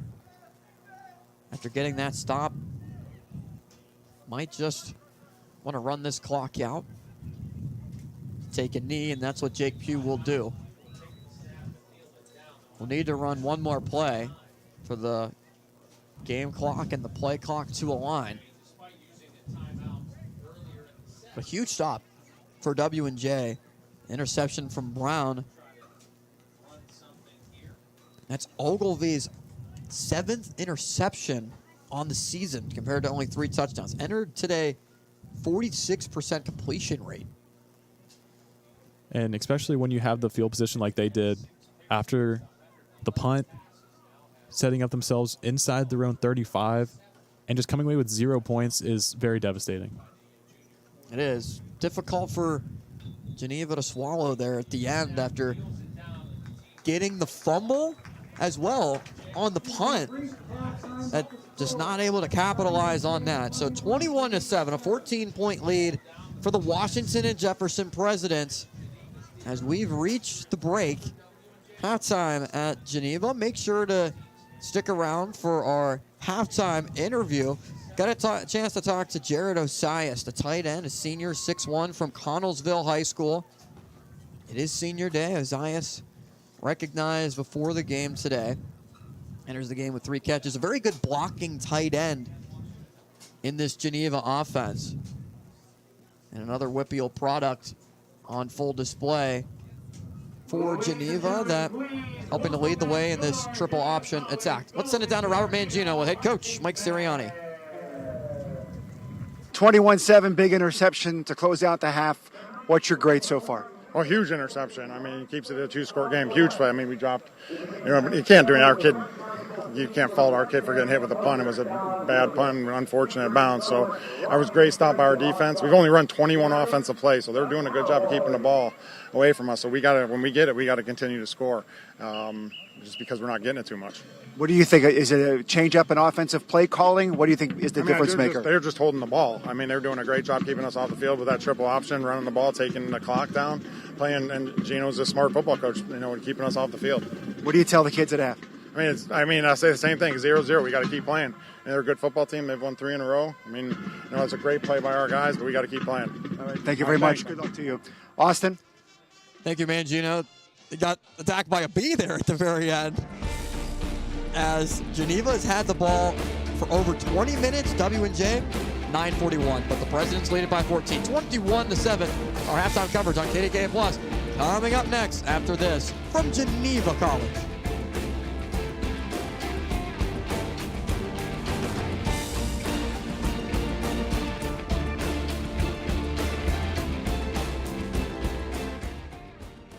You want top quality roofing? Replacing a roof isn't just shingles. It's a complete engineered system. Being Pittsburgh's #1 platinum preferred roofing replacement company, we offer free estimates from one of the most trusted and well-trained teams in the industry. With over 40 years in the business, JP Roofing is efficient and complete most roofing jobs in just one day. If you're looking to get your roof replaced, hire JP Roofing and Siding. Quality long remembered at a fair price. It's time to rediscover the original Voodoo Brewing Company pub in beautiful downtown Meadville. Enjoy world-renowned craft beer, delicious and unique cocktails, and one-of-a-kind food items. Celebrate an Allegheny win with the newest fall cocktail, Gator Juice. And if you're looking to take your celebration to the next level or host a private event, look no further than the Voodoo Production Facility and Event Space for your next event. For more information, visit VoodooBrewery.com. Trout Plumbing is a registered and insured master plumber that services the South Hills. They offer a variety of services, including camera inspection and dye testing. Trout Plumbing also offers a veteran and senior citizen discount. When in doubt, call the Trout at 412-983-8106. Here at Loway, we have a pretty vast array of customizable promotional products, from pens, signs, mugs, water bottles, really anything you can think of. Some of the main services we provide here are screen printing, embroidery, and promotional products. What really sets us apart from our competitors is our on-staff design crew and our customer service. We can really help take your branding and marketing to a new level. The main thing you can expect from us here at Loway is quick turnaround times and a really high-quality product. I started working out with my dad when I was 12 years old. He said, "While everybody else is sleeping, you up working. It's gonna pay off for you." Biggest decisions I ever had to make my junior year. I had my daughter at the time, so, I'm like, I gotta provide. I had the opportunity to leave early. I had to make a decision. Was I gonna leave or was I gonna come back to college for an extra year? I'm about to cry talking about this shit. Once I made that decision to come back, my mindset wasn't just to be good, it was to be great. Allison and Michael have been in their home for 10 years, and their bathroom really needed an update. I like doing home projects. Would have definitely taken me longer than we have. They needed a more convenient option, so they called West Shore. The design consultant made it really easy. I left for work with the kids, and they showed up. Morning. Have a nice day at school. By dinner time, we had our bathroom. Great game here in Beaver Falls. The Geneva Golden Tornadoes trailing the Washington Jefferson Presidents 21-7. Big interception as Geneva was trying to drive in for a score to make it a one-score game. It's halftime here, and we now turn it over to Ethan Spazarski. He is a student over at Waynesburg University, and he has the top 5 plays in the pack. Hello, everybody, and welcome back to this week's top 5 plays around the PAC. I'm Ethan Spazarski, and we're now going to take a moment and look through all top 5 plays around the President's Athletic Conference. The number 5 play of the week. To start out, we're heading out to Allegheny, where they host the Teal Tomcats. Running back Kyrie Williams for Allegheny breaks 3 tackles to get into the end zone for the first score of the game.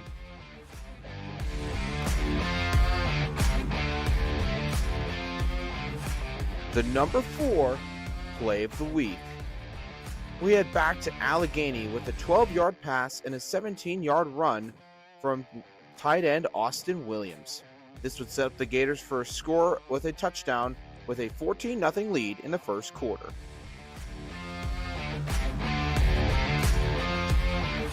The number 3 play of the week.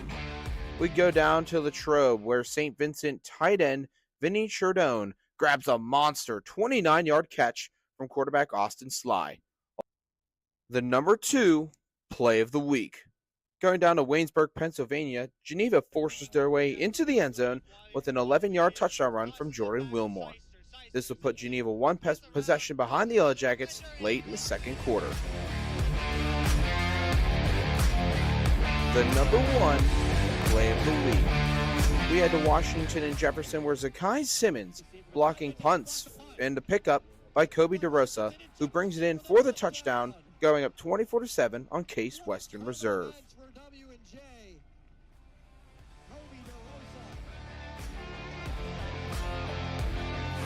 Congratulations to all the players and teams in the top 5 places. Stay tuned for the same time, same place for next week's top 5 places. So long. See you next week. Interview, our own Austin Bechtel conducting it with tight end for Geneva. His name is Jared Ozias. Hasn't had any targets when it comes to receiving, but huge blocking so far this afternoon for Josh Shyster and Logan Trent, and that 1-yard touchdown run by Darren Myers. Here's that interview, Jared Ozias with Austin Bechtel. Hi everyone, you're watching a presentation of PAC Football. I'm Austin Bechtel, joined alongside Geneva senior tight end Jared Ozias. Jared, great to be with you today, man. Yeah. What was it like overall for you growing up and loving the game of football? I started playing when I was in like second grade and right away fell in love with it. I mean, I played a lot of sports growing up, but I always had a different place for football, and that was what I was best at. What were some of those other sports that you played, and how did they help you in football? I wrestled in high school and I ran track, so obviously just like that, most of it is just competitiveness. Wrestling, it's you and you, that's it. That's out on the mat, so that is a lot of my competitive comes from that. And track, running every day has really got me in shape for football, got me faster. So. And in a way, there's some parallels to tight end and wrestling in terms of blocking, right? Yeah, mirroring your opponent, having good hips, being able to shift side to side is really key, and a lot of good offense and defensive linemen were wrestlers at one point. How has your relationship with the game grown as you've gotten older? When I was a kid, it was just, I love being out here. I want the ball in my hands. I want to score.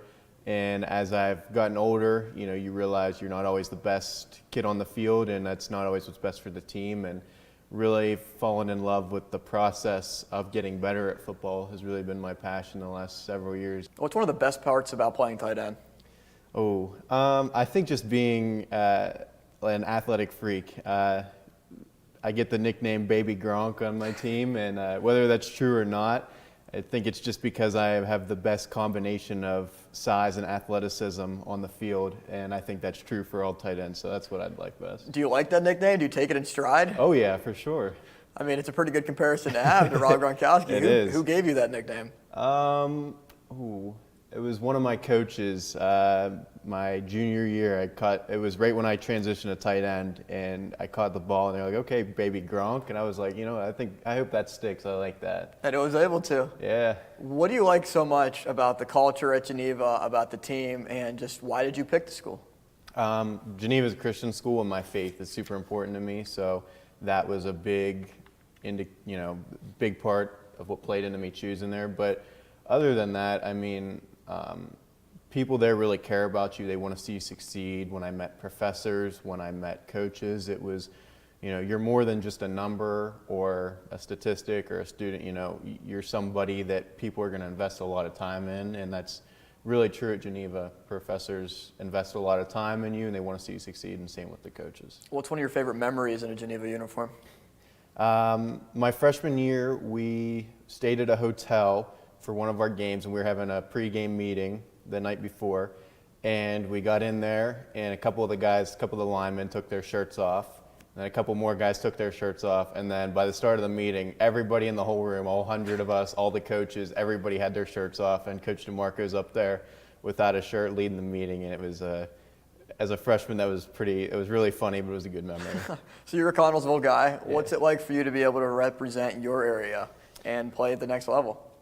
It's really cool because, most of the guys I play with are from the WPIAL, and a lot of the guys in the conference are from the WPIAL. So people know Connellsville, and to be able to be like, playing from Connellsville, like, oh, you played at Connellsville. It's just kind of that mutual respect thing to play against and play with guys that you used to play against in high school. So that's what I like best. And obviously there's always the thing that we know that the Whitfield is the best region in the country, so we got to always show out, and there's always good arguments about that during practice. Yeah, there's got to be some relationships that you formed and even some rivalries that have gone back probably years because of that. Yeah, I mean, there's some of the guys that you kind of get it over it a little bit quickly, but obviously you're still picking at each other at times, so.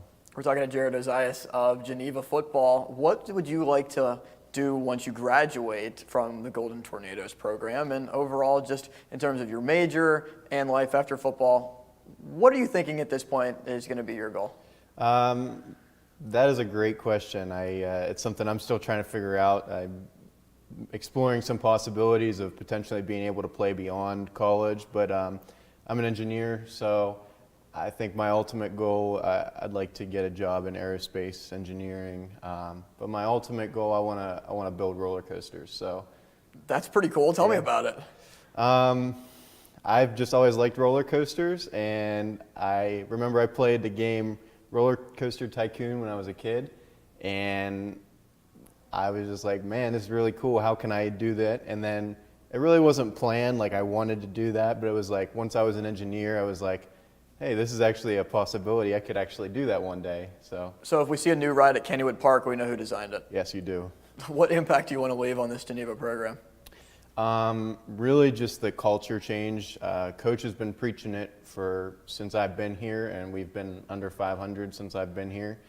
And every offseason, every year, it's can we change this? How do we turn this around? And this year we've really seen the start of that, I really feel like. So being able to leave it better than I found it, and changed culture and different mentality is what I want to leave. And as a senior leader, do you try to lead by example? Do you try to be a vocal leader? How do you go about it?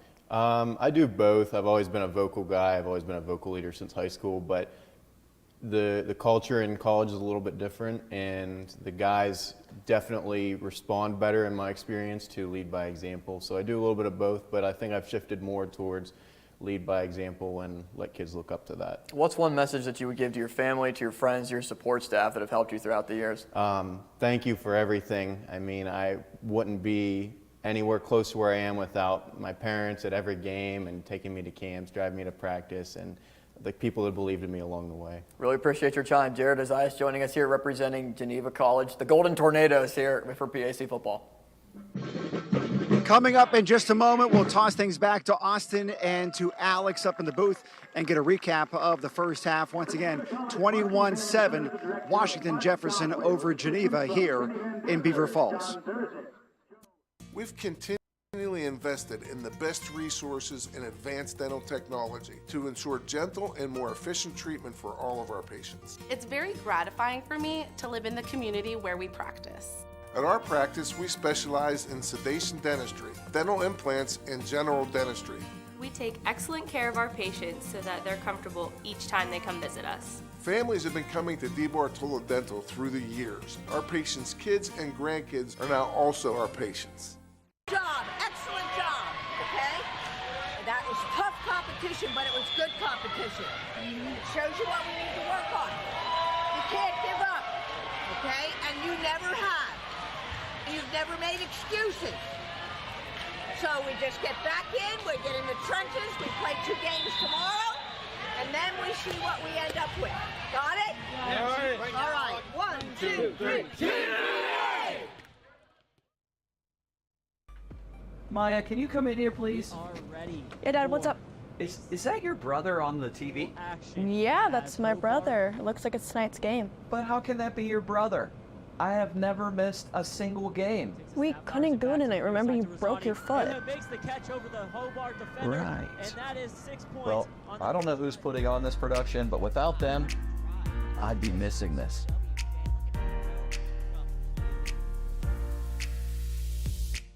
It's time to rediscover the original Voodoo Brewing Company pub in beautiful downtown Meadville. Enjoy world-renowned craft beer, delicious and unique cocktails, and one-of-a-kind food items. Celebrate an Allegheny win with the newest fall cocktail, Gator Juice. And if you're looking to take your celebration to the next level or host a private event, look no further than the Voodoo Production Facility and Event Space for your next event. For more information, visit VoodooBrewery.com. Your first alert weather. A marginal threat for some strong to severe thunderstorms popping tomorrow. Wherever, whenever. CBS News Pittsburgh. We're going to see some rain, some thunderstorms developing for parts of this weekend. On the free CBS News app and Pluto TV. What happens when you put students first? At Pittsburgh Public Schools, you get exceptional learning experiences in 54 schools, including one online academy, in 85 early childhood classrooms, 20 magnet schools, and 16 career and technical education programs. More options, more opportunities, more ways we put every one of our 20,000 students first. Always, in all ways.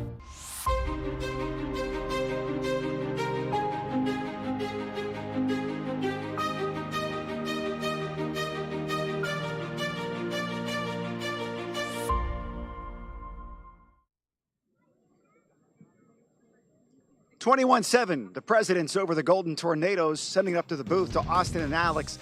Guys, a couple of key things stand out to me in the first half. One, time of possession. Geneva had two big drives, one north of 6, one just shy of 7, as they were wrapping up the half. And turnovers, huge. 2 turnovers for Geneva, that interception to end the half, and Reed's fumble, giving great opportunities to Washington and Jefferson, and then denying themselves key scores. Fellas? Mangino, thank you very much. You took the words right out of our mouths. Those are the two things that we highlighted specifically as really the two most important factors in what's causing the result. 14-0 at the break. 21-7, 14-point differential at the break, I should say. And it's mostly Geneva just holding the ball and keeping the ball away from the WJ offense. No matter how long they have the ball for, they're still down 2 scores. And they've been getting the breaks they needed with the fumble recovery and then a lot of the turnovers, but they still can't capitalize. And so we'll see if they can do that in the second half. Yeah, Geneva dominating time of possession. W&J has only had it for over 9 minutes, 9:41 exactly, 20:19 the time for the Golden Tornadoes. Overall, the stats pretty even in terms of turnovers, first downs, total yards as well. It's been the fact that Washington and Jefferson has really started with shorter fields and has been able to take advantage, especially of the turnover that Geneva was trying to do, but gave it right back at the goal line. And then they have all these breaks, and yet they can't capitalize, which is so demoralizing for Geneva because they won't be getting these breaks the entire game. And they need to keep doing what they're doing on the offensive side, keep moving the ball, keeping the ball away from Jake Pugh and this W&J offense. So far, they're doing exactly what they want to do. They just can't capitalize. Well, Patty scored from 16 yards out with 9:23 to go in the first quarter to get it rolling for the Presidents on W&J's opening drive. Darren Myers took it in from 1 yard out to score and tie it up at 7. But it's been nothing but Presidents since. Great fake to find Jake McCosco, 17-yard pass from Pugh. 11-yard pass, rather, from Jake Pugh. And then John Peduzzi from 13 yards out from number 12, Jake Pugh. Made it 21-7. And then the fumble that went off of Harrell ended up being on the punt, hitting Harrell in the leg that gave the ball on the muff over to Geneva, but Brandon Brown, the interception to stop Geneva in close at the 5-yard line, and where the Golden Tornadoes could have came away with points. If not a touchdown, could have gotten a field goal. Try to get a little bit more to cheer about. 21-7, and Washington and Jefferson will get the football to begin the second half of play. If you're a Geneva defender, you need to do everything you can to make sure that W&J does not come away with points, because you know the triple option is not built to come from behind. You can't have a huge deficit, so it's time now for the defense to step up. Washington and Jefferson elects to return it from out at the goal line, and Ham Mulvaney is brought down at the 18-yard line. So bring out Jake Pugh, who in the first half did not have that many chances to throw the ball. 5 of 8 76 total yards. W&J just was frankly not out there on the field very much. What the Presidents are at least used to being out there and rolling the clock, dictating the pace of the game. It's been Geneva that's done so, but not reflective on the scoreboard. Pugh in the offense moves right to left. Handoff, running to the near side of the field is Patricic. And Owen makes his way for 2 yards to the 20. We see Patricic as the back starting the second half. Sirianni really wants to get a little change of pace. Maybe they want to keep the ball longer on this drive, make sure Geneva has the least amount of opportunities to score. And now Owen Patricic stays in the game for the second down. 40 rushes on the year for Patricic, over 280 yards, as well as 4 scores. Pugh looking far side of the field, pass is caught by McCosco, and McCosco is finally dragged down at the 26. Close to a first down, made his way to the 27, needs the 28 to convert. 3rd and 1 upcoming. What a tackle by Brandon Graham on the outside, making sure McCosco does not get that first down. He's dragging him and just leaving the W&J offense with a 3rd down, which is exactly what you want for Geneva. Is you want this W&J offense to go through as many 3rd downs as possible. Jacob McCosco now with 40 catches on the air. The handoff up the middle, running room there. Patricic pushes his way forward to the 31. Gain of 4. And a flag comes in late at the very end. In the W&J backfield, Presidents are clapping here and look pretty happy with it as a shoe came off and was just thrown back to Patricic.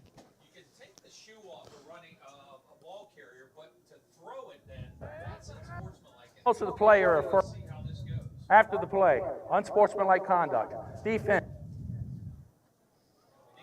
So we didn't get to hear the number, but Alex, did you see a Geneva defender throw Owen Patricic's shoe? See Patricic on the run, able to make a great, powerful run to get the first down, where his shoe comes off, but then you see Brandon Graham. Oh, no, I'm sorry. I'm trying to figure out where the personal foul is coming from. Couldn't really tell who threw the shoe.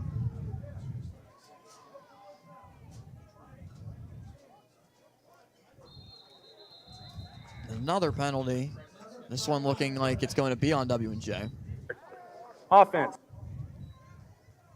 So false start called on the Presidents. Ref Mike cutting out a little bit.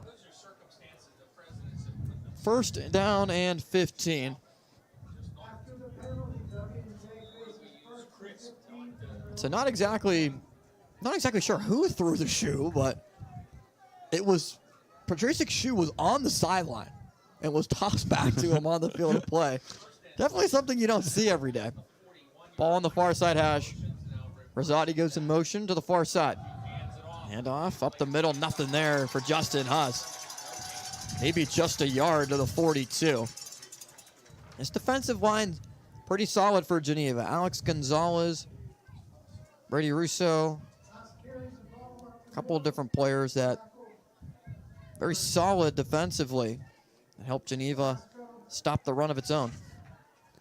We've seen Geneva do a pretty good job against the ground today on defense. The defensive line has done a great job, even though they only really have 3 true defensive linemen on the field.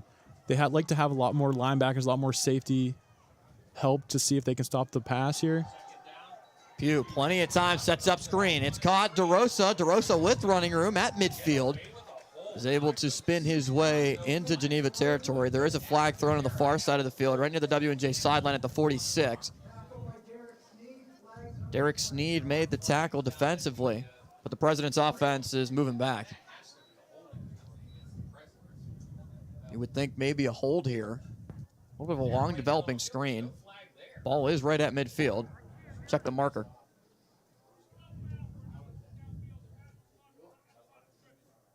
So the referee saying that there's no penalty for illegal man downfield. You can tell there's a little bit of technical difficulties with the microphone. Looked like he just tried to yell it to the Geneva sideline from close to midfield.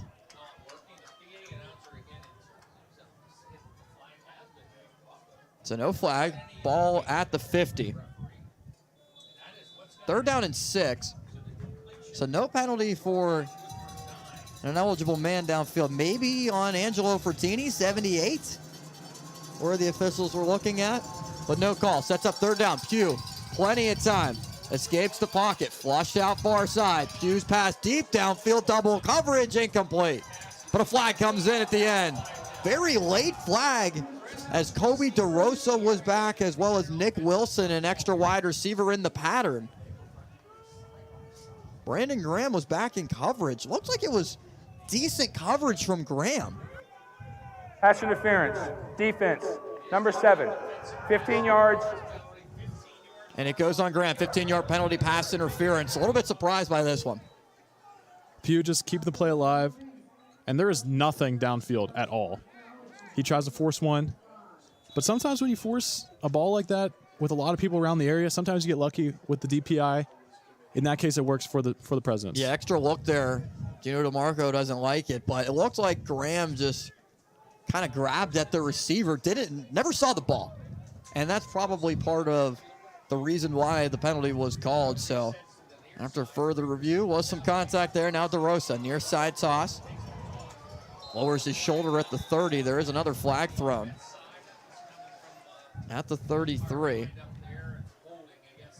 Looks like this one could be holding and coming back. Holding, offense, number 33. 10-yard penalty, 1st down. Zach Cernuto, the tight end, halfback combination on the hold is, there it was. Right there, he was holding Sneed. As a tight end, especially as a blocker on a sweep play that's being dragged out to the outside, your defender's trying to go towards the ball. You're trying to keep him away from the ball. Sometimes the jersey tug is inevitable. Backs it up now to the 42. 1st down and 17. Pugh rolls out to the far side of the field. Looking to take a shot deep down the field for McCosco. Another flag comes in. 2 flags on the play. Graham had coverage again with McCosco. We saw those two getting into it a little bit earlier in the game. That ball was probably 10 yards over McCosco's head. Was it a catchable ball, in your opinion? I think the reason why it wasn't a catchable ball is because Brandon Graham was holding on for dear life on a Jake McCosco. So it is pass 15-yard interference. penalty, automatic, 1st down. Called against Geneva. Yeah, McCosco on the outside, Pugh trying to give him a chance. We haven't really seen many completed deep balls here by the Presidents, but just a lot of grabbing by Brandon Graham, who's gotten the ref's attention over the course of this drive so far. 2 defensive penalties, and the Presidents aren't really doing much. They're just moving the ball, getting those penalties. Well, they're also countering with the penalties of their own. And off goes the Volpatti. He lost the football, but dives back on it. Might have lost it, though. Geneva running away with the football. Golden Tornado signaling it is Geneva football, but the officials were initially ruling Volpatti was down. Now a discussion about it. Let's take a look. That ball's out. That ball is completely out. And then you see the Tornadoes coming away with it. And that's a live ball. That could be taken all the way. Ref signal it dead, so we can only see a change of possession. We can't see a run back. That should definitely be Geneva football. See if the referees, who don't have the same advantage as us of seeing the replay. I'll call them up and let them know what's happening. Take another look. As Volpatti lost it, it was forced out right there. That ball is definitely out. Reed Gordon, at linebacker, who's playing for Trexler today, is the one that forced it out. W&J offense still on the field. There's still no signal as to who will have the football. It should be Geneva football. There's an explanation now given to Mike Sirianni on the sideline. And now the W&J offense is coming off the field. It will be Geneva football. That was a very, very long discussion to determine who has the ball. Sometimes, especially because they don't have the power of the instant replay to watch. the refs have to come together, make a discussion, and sometimes it takes a little bit longer than expected because you have your main ref who originally did not see where the fumble was. The ref's doing a good job of communicating, making the right call there, which definitely changes the perspective of this game if it goes the other way, if WJ still has the ball. But now the Geneva offense back on the field for the first time in the second half. Brutus Ogilvie in the offense back out there with Seister as the back. Fake it that way. Pitch it to Kent with room. Pass the 35. Kent lowers his shoulder to the 40-yard line. Logan Kent, strong run of 8 yards to the 40, needing the 42 for a first. All the momentum right now is on the Geneva side. Logan Kent getting some space on the outside and lowers his shoulder. Finishes forward. And now we got a second down. Pretty short for the Geneva offense, which is exactly what they want to be, where they want to be. Maybe potentially taking a shot on second and short. I could see it, especially with Krumbacher's been getting the separation. He's just struggling to get the ball to him. Looks like Geneva will try it. Deep down the field, open man, Krumbacher overthrew him. Ogilvie just overthrew Krumbacher. And that's right on cue with us talking about him. He's been getting the separation all day. It's just, can Ogilvie put it on him? Krumbacher streaking over the middle of the field wide open. Just too far. Krumbacher doing his best to lay out for it. And that's just a consistent missed opportunity on the offensive end for the Tornadoes. He beat Bruno Fabricki right off the snap, but Krumbacher not able to haul it in, just overthrown from Ogilvie. The third down running play is good, needing 2 to get 3. Josh Seister on the rush, able to pick it up. But this is a perfect case scenario where you get a lot of gain on first down, then you can take the shot on second down, and you still don't convert on the second down, but then the third down, you can just go to Seister and get that first down anyway. So we'll see a couple more shots potentially happening on big gains on first down where they have a short second down. First down at the Geneva 43. Seister on the carry, nothing there. Ran right into Dawson Dietz. Tanner Volpatti as well. Only a pickup of 1. Volpatti making a great stop there.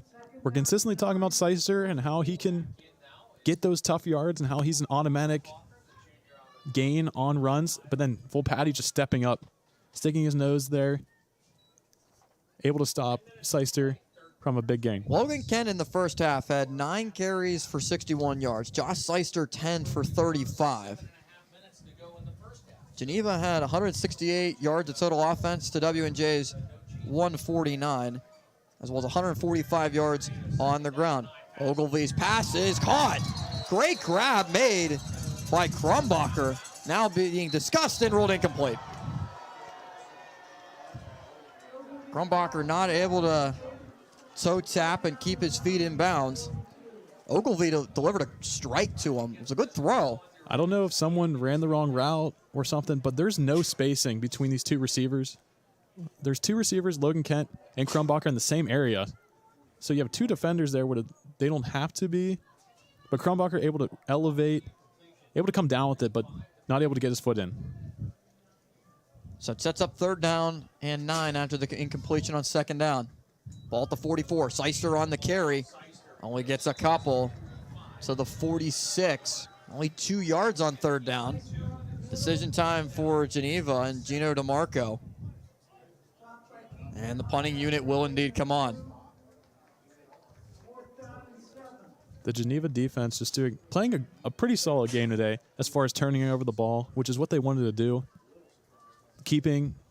They're also keeping the W&J offense off the field.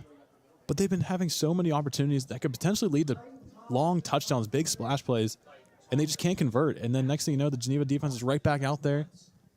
It's kind of demoralizing as a team when you can't put the ball in the end zone. Titan Thomas gets it away, his best kick of the day. Fair catch called for by Anthony Rosati at the 17.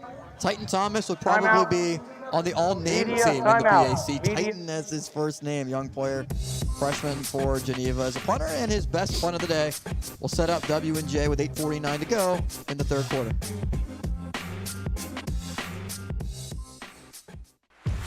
Tune in to KDKA Plus for D3 college football as the Waynesburg Yellow Jackets battle the Washington and Jefferson Presidents in Washington this Saturday at 1 p.m. only on KDKA Plus.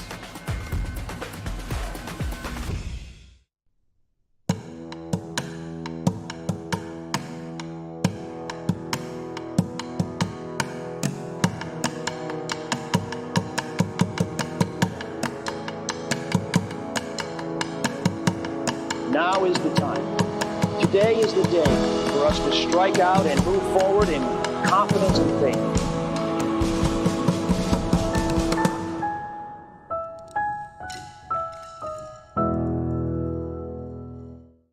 I call two men in a truck. If you're like Kate, you're moving and you work hard. You've got lots of stuff and no time to move it. You need pros, people who care about it as much as you do. That's why you call two men in a truck. Two men in a truck.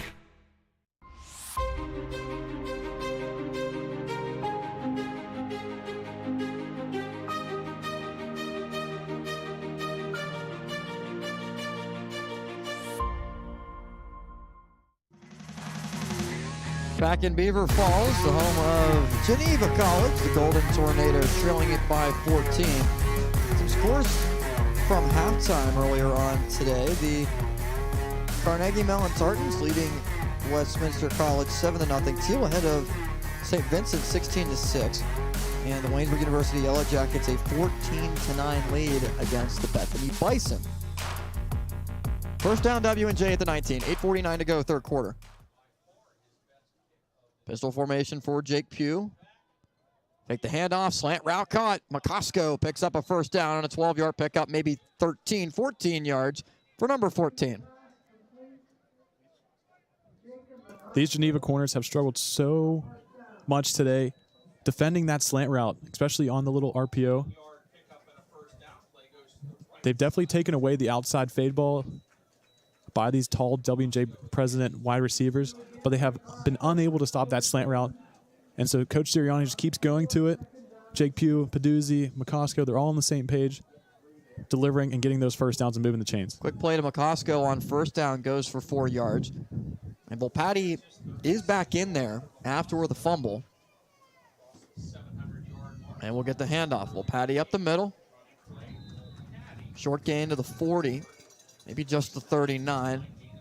Pickup of only 2 yards, but W&J showing the trust in the sophomore running back to keep him in there after coughing it up. Sometimes you do yourself a disservice by benching a player that makes a mistake like that, especially the talent that Troy Volpatti has. After he makes a mistake, it can kind of linger with you as a ball carrier if you're benched right away. So Coach Sirianni showing faith in his running back and putting him back out there. 3rd and 4 at the 39-yard line. Pugh with plenty of time.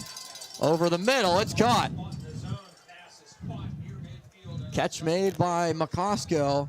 Another first down into Geneva territory to the 48. Once again, going in the middle of the field. McCosco able to sit in that window. As a receiver, it's so important to know where you're at on the field and knowing which defense you're being played against. Geneva shows a lot of zone looks, and so McCosco is able to sit in that window between two defenders and move the chains.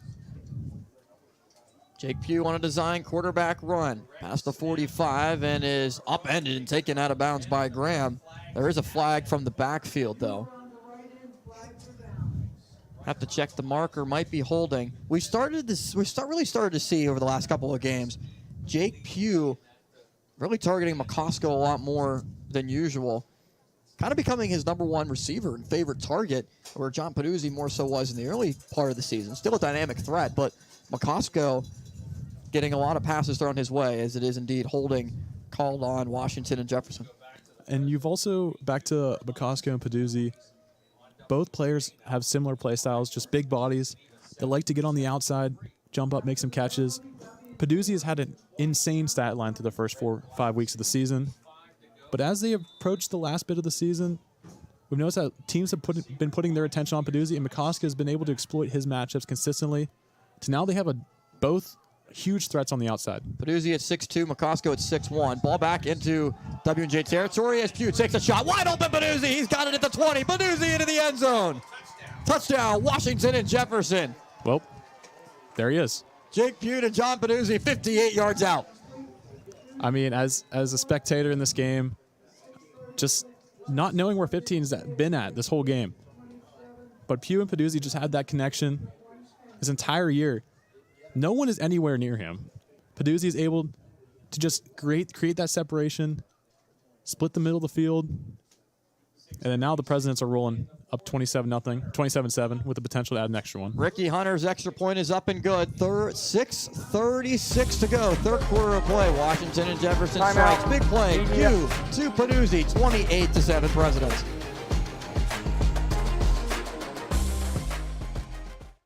We believe that fear shouldn't stop you from having healthy teeth. Don't fear the dentist. Sedation is a safe option for you to be comfortable during your entire appointment. Call DeBartola Dental to schedule your visit now at 412-221-9440.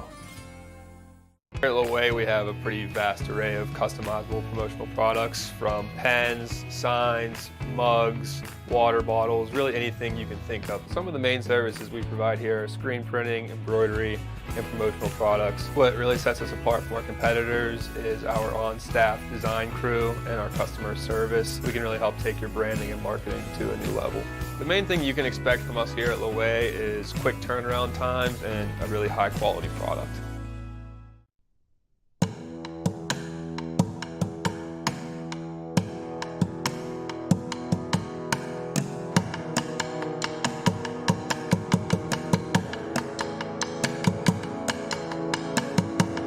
Now is the time.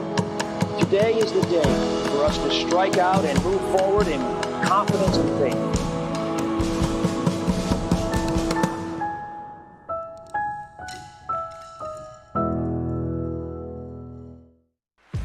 Tune into KDKA Plus for D3 college football as the Waynesburg Yellow Jackets battle the Washington and Jefferson Presidents in Washington this Saturday at 1 p.m. only on KDKA Plus.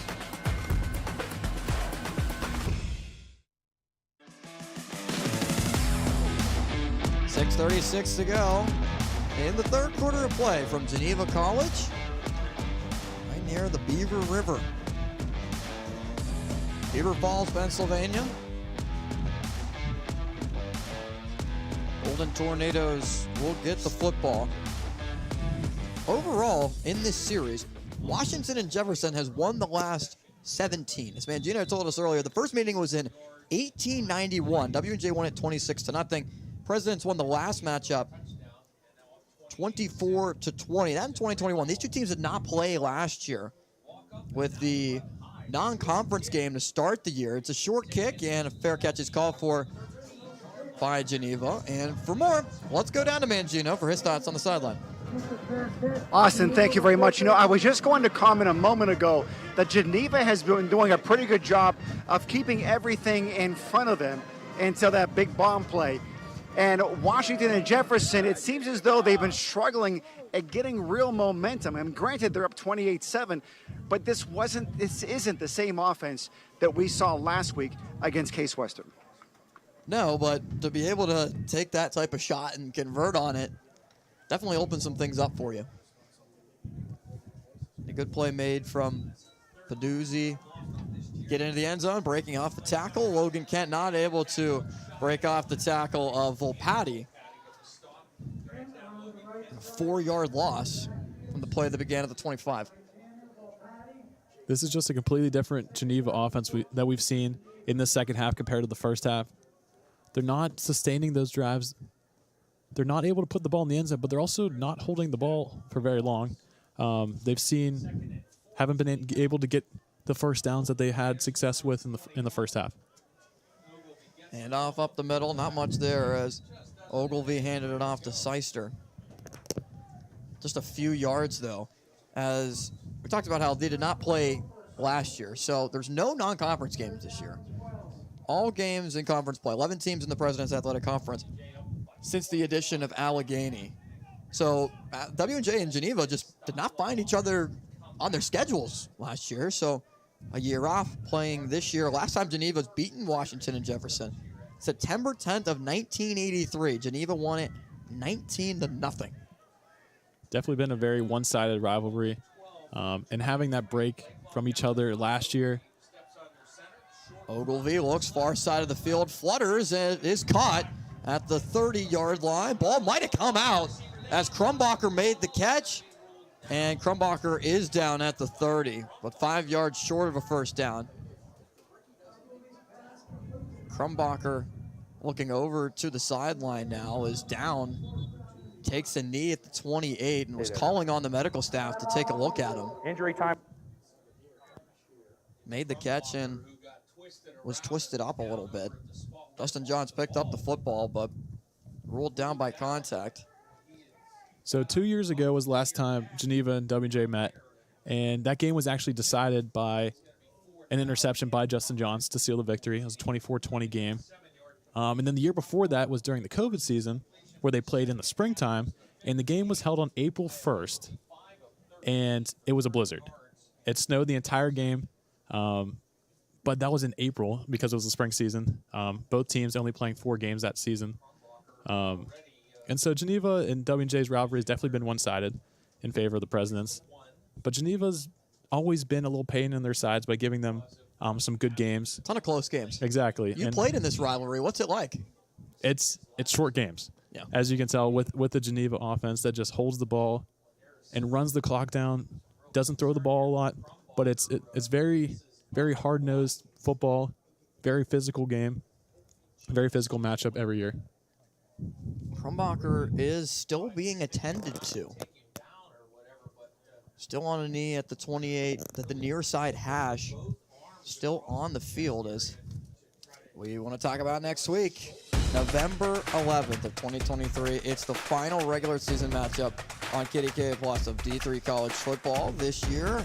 1 o'clock kickoff between the Waynesburg University Yellow Jackets, my alma mater, against the Washington and Jefferson Presidents, Alex's alma mater, taking the field from Cameron Stadium.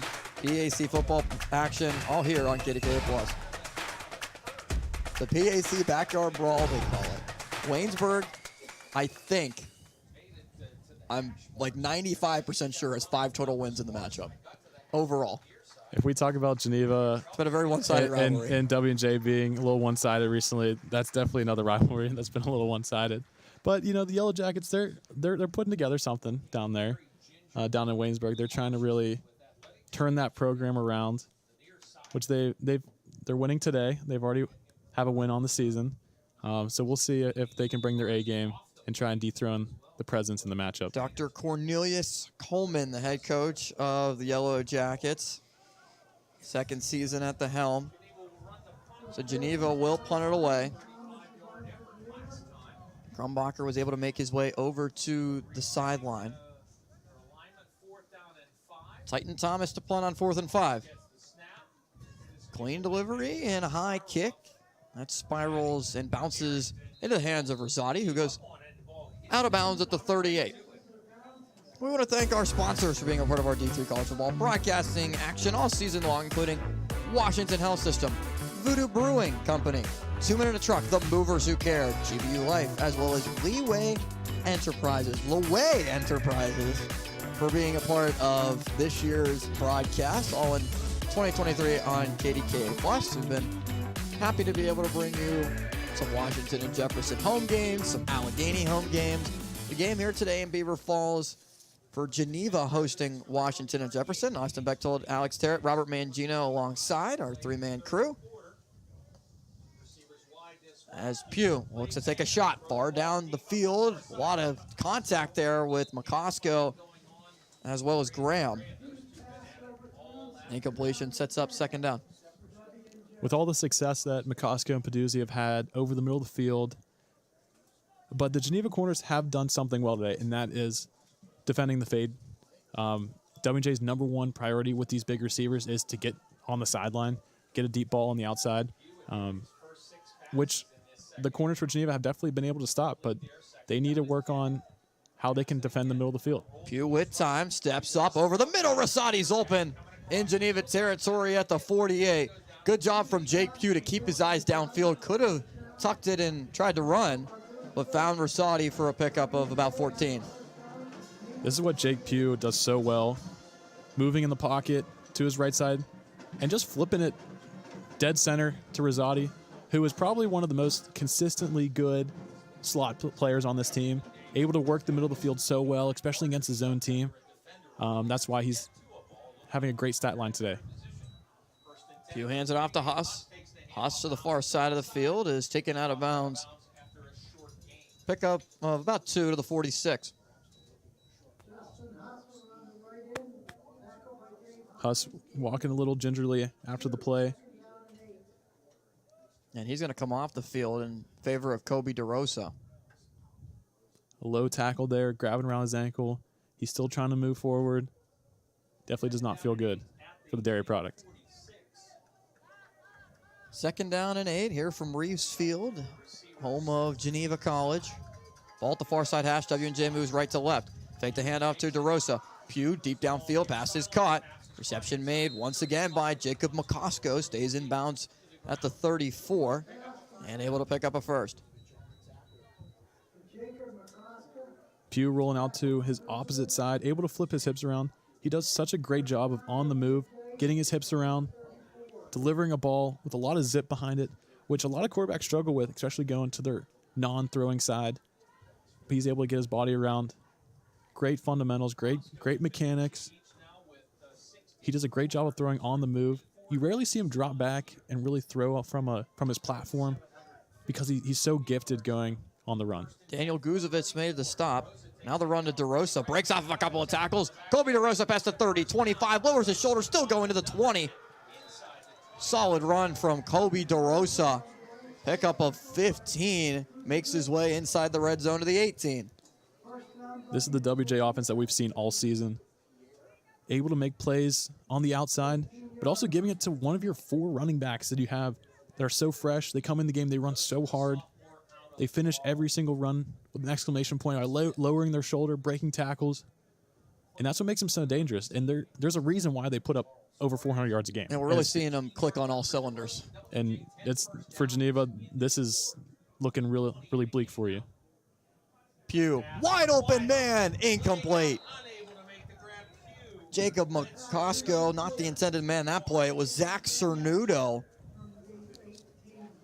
Just not able to hold it in. Cernudo was wide open. Pugh might have just rushed it a little bit. As a tight end, you're blocking all game. You're doing all the dirty work. And then you're able to leak out with no one around you. And then not able to make the connection. Not able to give the reward to Cernudo, who's been really battling in the trenches all day. Cernudo, who's been one of our players of the game earlier on this season. A couple rushing touchdowns, using him in packages on a direct snap. It's not able to come up with the grab as Pugh now will tuck and run it. Pugh on the quarterback design run. Brought down after only 1 tackle made from Cam Smith, the sophomore 5'9" safety from Laurel High School, Newcastle, Pennsylvania. It'll bring up 3rd and long. Brandon Graham was also there. With the amount of carries that Pugh gets, especially on his designed runs, you rarely see him slide. Like, he welcomes the contact. He wants to finish his runs. But when you don't slide as a quarterback, it's kind of dangerous because defenders like to tee off on a quarterback especially. But he does a good job of protecting himself. 3rd and 9, but first, whistle signaling the play dead. Please do not play the drums while the as the drums were being played here from the Geneva band, and the officials, I'm very pleased with that. You know, Seattle Seahawks have the 12th man. Well, Geneva's got their own 12th man, and that's the Geneva drum line. The Geneva drum line and the band. And they're playing louder than ever right now. I don't know if I've seen that one before, as now this might end up being a penalty on Geneva because of the band playing. Please play the drums. This is at the next time it will result in an unsportsmanlike conduct against Geneva. So the next time it will be a penalty on Geneva. So I guess 1 strike, you're okay on the warning. 2 strikes, it's a very stern warning, but 3 strikes, you're out, it'll be a penalty. The refs give it the opportunity for them to stop, but Geneva, they don't care. The drum line making their own impact on the game. Geneva faithful getting going on the near side of the field on 3rd and 9. Jake Pugh in the shotgun. Fake the handoff, quick pass caught. McCosco, and he slips at the 15. Down at the 16, at the 14 rather. I will say the officials did say please. Okay, they made sure they asked politely on the 2nd time around. I don't know if I've ever seen that before, especially twice. It was twice in a row. But then Geneva actually making a big stop on 3rd down. Maybe that's the secret, the drum line.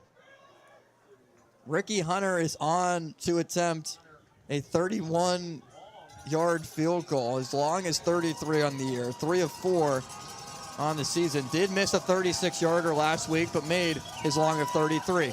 The kick is up, and Ricky Hunter's kick on the hold from Garrett Hinsdale is good. Ricky Hunter able to get it to go, 31-7, 23 seconds left in the third quarter.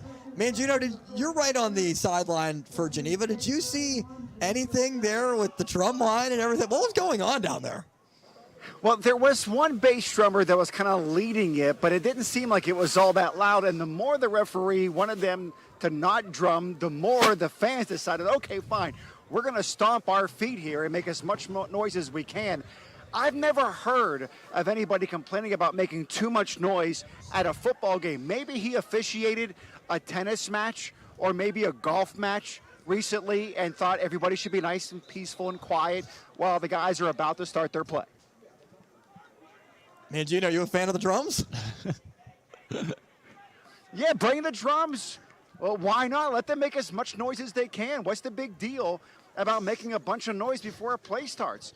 I mean, I understand that you don't want to have music playing loud through speakers and whatever, but if it's just a drum banging the drums and it's encouraging fans to stomp their feet, let them play. Robert Mangino, known advocate of the Geneva Golden Tornadoes band. So after the field goal, Jackson Brittenall will kick it away. So Smith takes it from the 5. Smith to the 20, 25, 30, and a good run back. About the 31-yard line before Washington and Jefferson brings him down. 15 and a half seconds left to go in this third quarter of play. If I don't see Robert Mangino in the drum line by the end of this game, I want to see it. That's what we want to see. Mangino is being an absolute advocate for the drums. Gotta love to see it. Geneva, great turnout here for the crowd on their senior day. Unfortunately, the score doesn't reflect the type of game that the Golden Tornadoes have actually played. I thought, especially the first half, they played a great game. Handoff goes to Reed. David Reed is able to take it for about 3 yards to the 33. Second down and 7. Upcoming on the other side of the quarter. We go to the fourth, 31-7. Washington and Jefferson leads Geneva in Beaver Falls, Pennsylvania. Back for the fourth on KDKA Plus after this.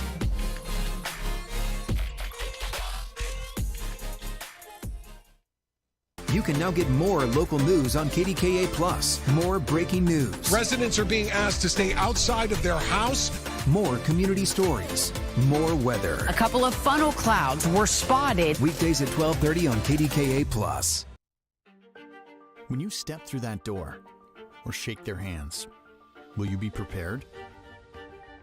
When you stand up for a client or walk into that meeting, will you be ready?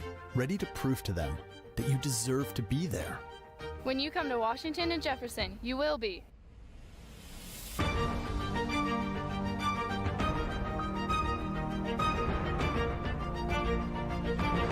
Washington and Jefferson College.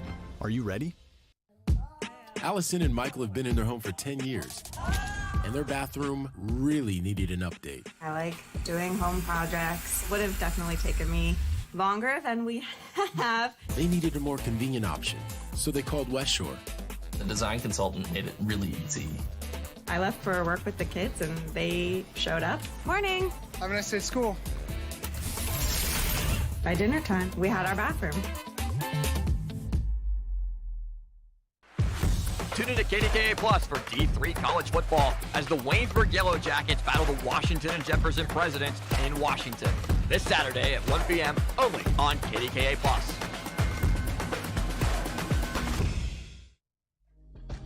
$15 minutes to go in regulation. 31-7. Washington and Jefferson leads it. High above Reeves Field in Beaver Falls. Second down for Geneva. 2nd and 7. Golden Tornadoes now moving right to left. Pressure from Dawson. Deeds it, it's intercepted. Bruno Fabricki down the sideline. Fabricki to the 10. Cuts it back inside. Fabricki to the end zone. Touchdown, Presidents. Bruno Fabricki's 4th interception of the season. Takes it all the way back to the house.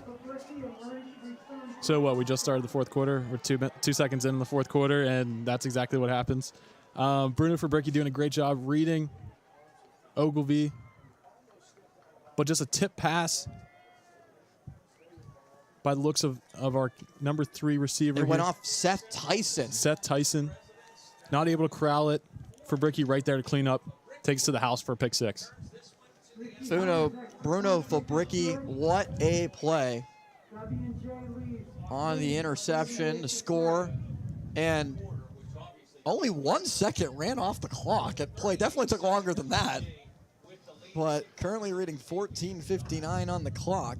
38-7, Washington and Jefferson now out in front after the pick 6 from Bruno Fabricki. So in those first 3 quarters, Washington and Jefferson, 210 total passing yards, 30 rushing yards, 30 passing yards for Geneva. W&J overall rushing 99 yards, Geneva 160. Jake Pugh, 210 yards passing for 3 touchdowns. Peduzzi with 2, McCosco with 1. Just 2 catches on 2 targets for Anthony Rosati. Logan Kent, 65 rushing yards. Josh Seister, 41. We've kind of seen Geneva go away from some of the pitch plays. Brutus Ogilvy now with 2 interceptions in the game. 8 interceptions on the season compared to only 3 touchdowns. Especially as your starting quarterback, that's not the stat line you like to see. And fair catch called for. We'll put the ball to the 25. Been a struggle to really put the ball in the end zone, especially through the pass for the Geneva offense. Down 38-7, start of the fourth quarter. What do you really do here as you're a Tornado? But there is something to look at for the Golden Tornadoes. We heard from the Geneva band a couple of times today. Robert Mangino has more from the stands. Mangino? Yeah, I'm in the stands now with the Geneva band. They had no idea that they were threatened with a flag if they kept on playing the drums and never heard of such a thing before. But they were a little honored about the idea that they could be flagged for such an event. But they're still playing. They're having a great time up here, still rooting their team on. And don't be surprised you keep on hearing them between now and the end of the game, too. Toss goes to Brant. Give me for a little couple. bit before you guys go back to the game. Looks pretty fun there, Mangino, in the stands. Hanging out with the Geneva Tornadoes band. Never know what you're going to get at a football game. Especially at this game with how loud the Geneva band has been all day today. Robert Mangino making his mark on the game by sitting out with the band. Josh Seister with it, breaking off tackles. Great run from Seister as the ball comes out. Picked up by Fabricki, but Seister was ruled down by contact. After picking up the first, we'll move the chains for Geneva, gain of 8, and we'll stay with the Golden Tornadoes. Seister just showing exactly why he's their number 1 option on the offensive end. Has had kind of a slow game today, very quiet game. Hasn't broken off one of his big runs that he usually gets. And he gets the handoff there for a couple yards. Only 2 to the 38 now. Geneva with the ball in its own territory, moving right to left. Jared Ozias comes back onto the field as a tight end as Brant comes off. Also back on David Reed, the sophomore 5'11" back. What's been very impressive today is how well the W&J defensive line's played without Jaron Timmons. Timmons hasn't played at all today. He's been in street clothes with an injury, but they're still doing a great job against this hard-nosed ground attack Tossed to by the Tornadoes. There was nothing there. How about Simmons? Great tackle made by Zakai Simmons. Right at the line of scrimmage and goes for a loss of a couple. Able to string the play out as far as letting Zakai Simmons come back in, make a play. Able to make a big tackle for loss. Now setting up third down. Consistently making the Geneva offense uncomfortable with their third downs, not making it super easy to convert.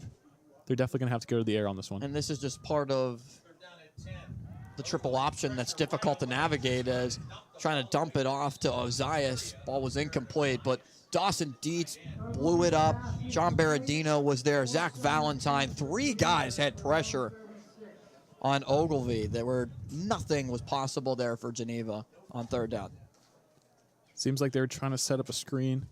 So they're welcoming those defensive linemen to the ball carrier, to the quarterback. But whenever your defensive lineman recognizes its screen and they're able to put their hands up and make that throw so difficult and not letting them set it up. Titan Thomas will punt it away. Anthony Rosati's back. Pressure was there again from the Presidents. It's a short kick that bounces out of bounds on the Washington and Jefferson side of the field at the 43. 38-7, Washington and Jefferson leads. It's 12 and a half still to go in the 4th quarter from Beaver Falls.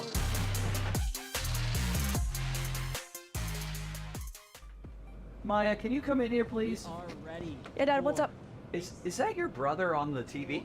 Yeah, that's my brother. It looks like it's tonight's game. But how can that be your brother? I have never missed a single game. We couldn't go tonight. Remember, you broke your foot. Right. Well, I don't know who's putting on this production, but without them, I'd be missing this.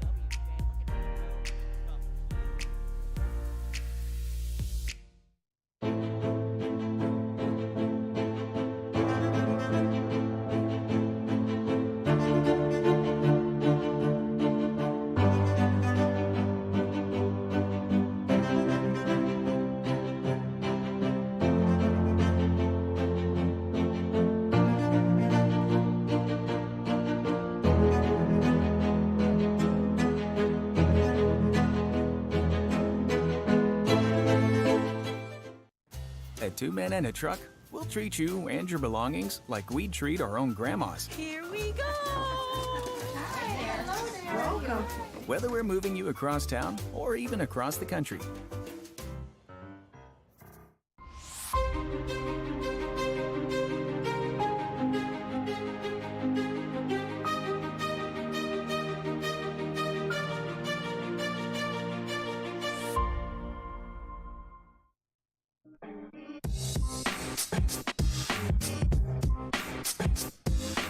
(38-7), Washington and Jefferson leads Geneva by 31. Presidents back out there and under the direction of a new quarterback, Kellen Stahl from Johnstown, Pennsylvania, sophomore at 5'11", 190 out there.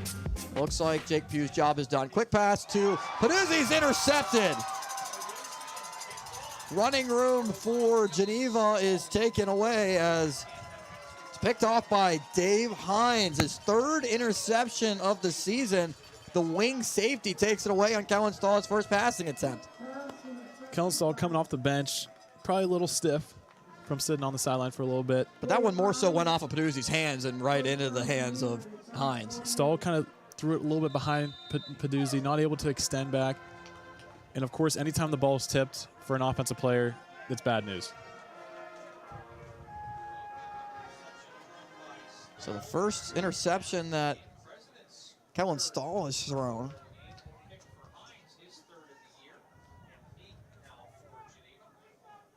Ogilvy under center with Reed the back. They hand it off his way. Reed taken down at midfield.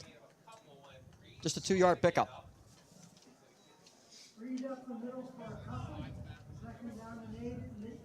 Second down and 8 upcoming. Ball at midfield. And Geneva, this is an offense that prides itself on running the football and running it well. Only 190 total yards, though, through 3 quarters. Not the type of game that Geneva can sustain to try to pull out a win as Reed gets the carry and it is dragged down by Keaton Hall. Great tackle made by Hall back onto Geneva's side of the field at the 48-49.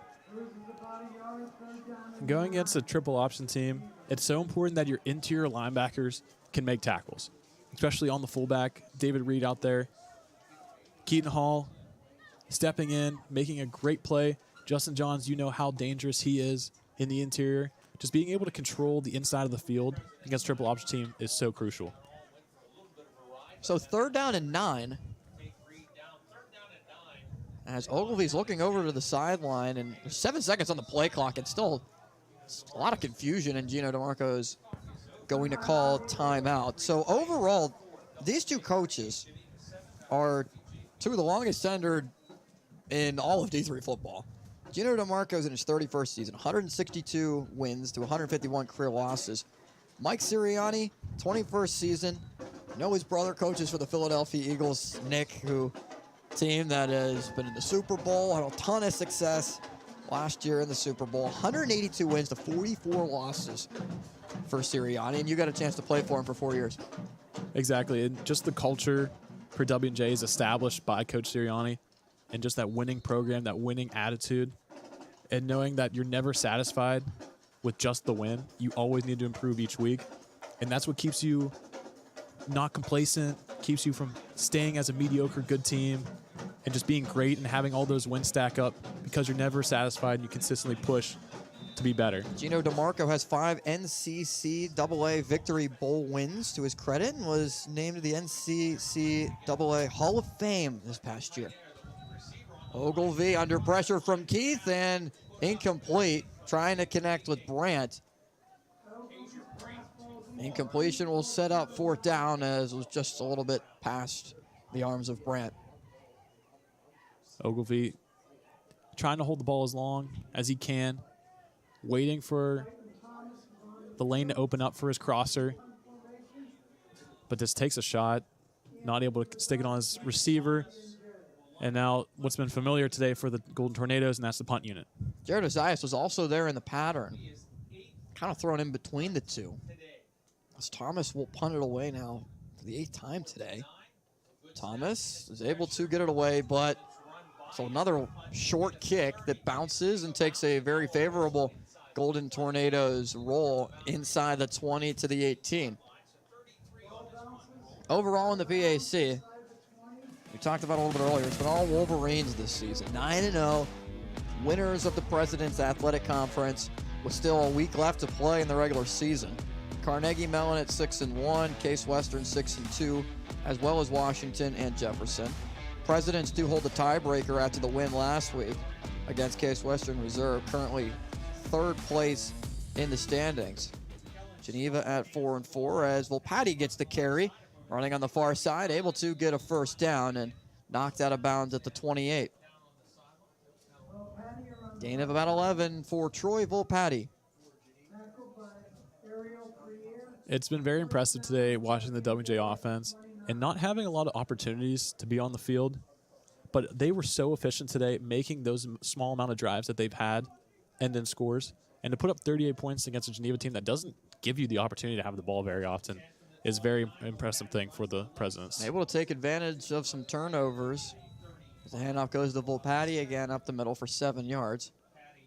It's been a little bit of a quiet game from Luke Blasco, the sophomore linebacker, who enters today with a couple sacks, a fumble recovery, 60 total tackles. As Blasco was able to make the tackle on that play. Missing Gabe Trexler today for the game has been a big loss, especially because you've seen the ground attack and how well it's been for the WJ offense.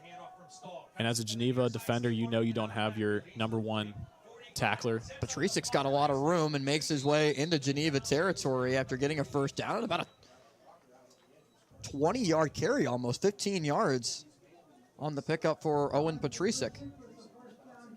Patricic, who's really made a name for himself this year, especially over the course of the entire season. Like, no matter if he's coming off from the sideline, every time he touches the ball, he makes something happen. And he's one of the team's leading rushers. Even with the small amount of carries he's had, he has that breakaway speed. He has that big play potential. And you can see it on full display here today. And Patricic had a very solid career at Bentworth High School as well. Gets the carry with lots of room past the 40-35. Patricic cuts it back towards the middle of the field. Breaking off tacklers, Patricic inside the 20. And Patricic is brought down at the 16. Owen Patricic, a tough runner, puts his head down and continued to churn out yards. Just the way he can sidestep, he can stop on a dime, still keep his legs. His balance on that play especially has been incredible. He's really helping out Kellen Stahl, who's come in for Jake Pugh to continue to move drives. And off goes to Justin Huss up the middle. New receivers into the game for the Presidents. Carson Klein, number 18, from Clearfield, PA, a sophomore, 6-foot wide receiver.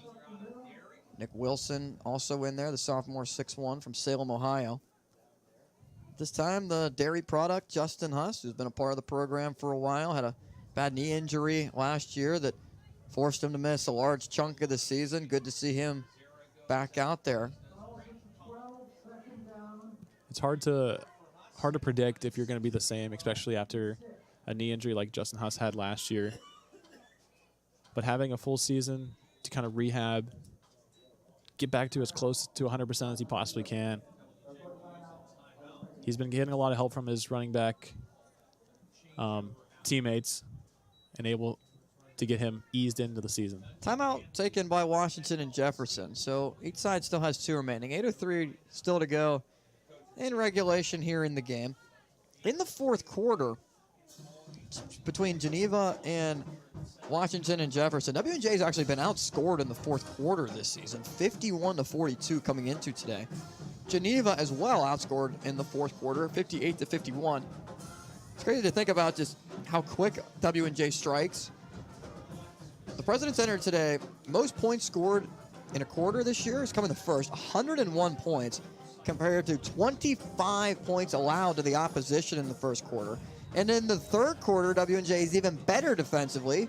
Presidents have scored 78 and only allowed 9 points in the third quarter all season. And it's how impressive that the W&J offense can strike, like you said. They're not easing their way into the game. They go full force. They take deep shots on the first series, and they do a great job of keeping the defense on their heels so early, and they go so high tempo, especially at the beginning of the game. That sets them up well for the defense to close out games. Second down and 6, Justin Huss. Huss towards the pylon and is going to be a little bit short. Tiptoes his way down the sideline and is out of bounds at the 2, but does pick up a first down. It'll be first and goal for Washington and Jefferson. Ball placed now at the 1.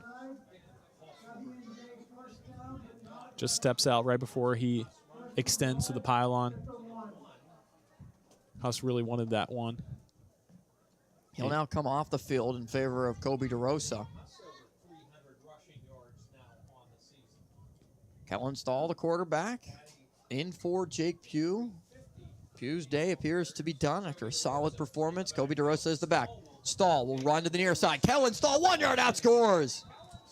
Touchdown. Kellen Stahl into the end zone for the Washington and Jefferson Presidents. Kellen Stahl able to score his first rushing touchdown of the season, 3rd overall.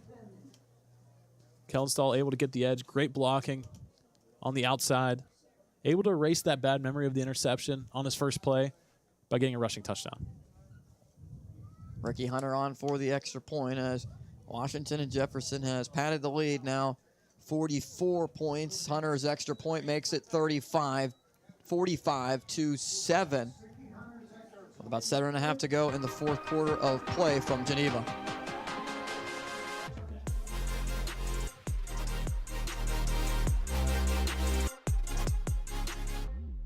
It's time to rediscover the original Voodoo Brewing Company pub in beautiful downtown Meadville. Enjoy world-renowned craft beer, delicious and unique cocktails, and one-of-a-kind food items. Celebrate an Allegheny win with the newest fall cocktail, Gator Juice. And if you're looking to take your celebration to the next level or host a private event, look no further than the Voodoo Production Facility and Event Space for your next event. For more information, visit VoodooBrewery.com. This awesome gift is from my grandma. I use free pay policy from GBA Life. What does it do? It accumulates cash value, helps protect my future insurability, and it may even earn dividends. What's so great about that? My policy will grow with me. Plus, I get access to the GBA Life Youth Leaders Program, scholarships, and more. Oh. You might be interested in a GBA Life annuity. You're probably thinking about retiring soon, right, Mrs. Jones? For us, this is not just a job. This is our mission. Providing great patient care. Delivering babies. Healing hearts.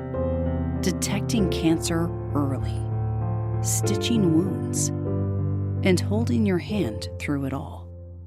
Proudly serving our community for over 125 years. Washington Health System. 45-7, Washington and Jefferson out in front here from Geneva College. Reeves Field, 7:23 still to go. Gino DeMarco for Geneva is in his 31st season, 39th year as a college coach. He's the all-time winningest coach at Geneva. 162, 151, all-time coaching record. 518 winning percentage. Is in the NCCAA Hall of Fame. The 5-time NCCAA national champion. A fair catch called for. We'll put the ball at the 25. 17 of the 30 seasons in conference for DeMarco prior to this year have resulted in a 500 record or better. His 13 postseason appearances in his coaching tenure, 200 PAC academic honor roll players, and 161 players overall in his coaching tree. Really impressive stuff. It's very impressive to see a coach be tenured for so long, but also consistently making an impact on the program. And there's a reason why they stay here. They stay at a program for a long time because they built up a reputation.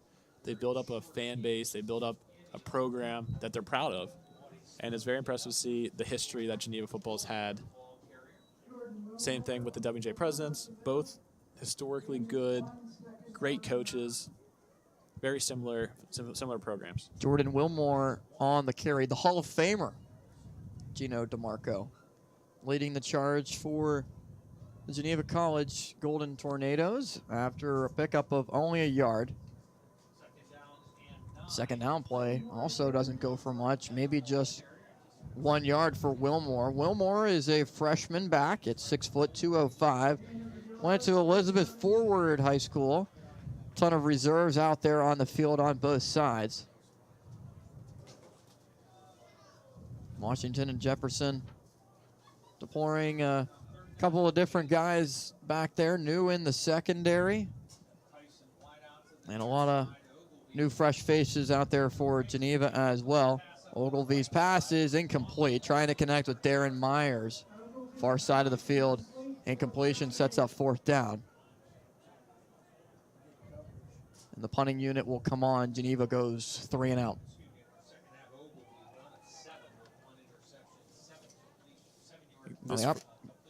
We've seen that the Geneva offense struggling hard in the second half. Just not able to put a drive together. A lot of 3 and outs, a lot of punts.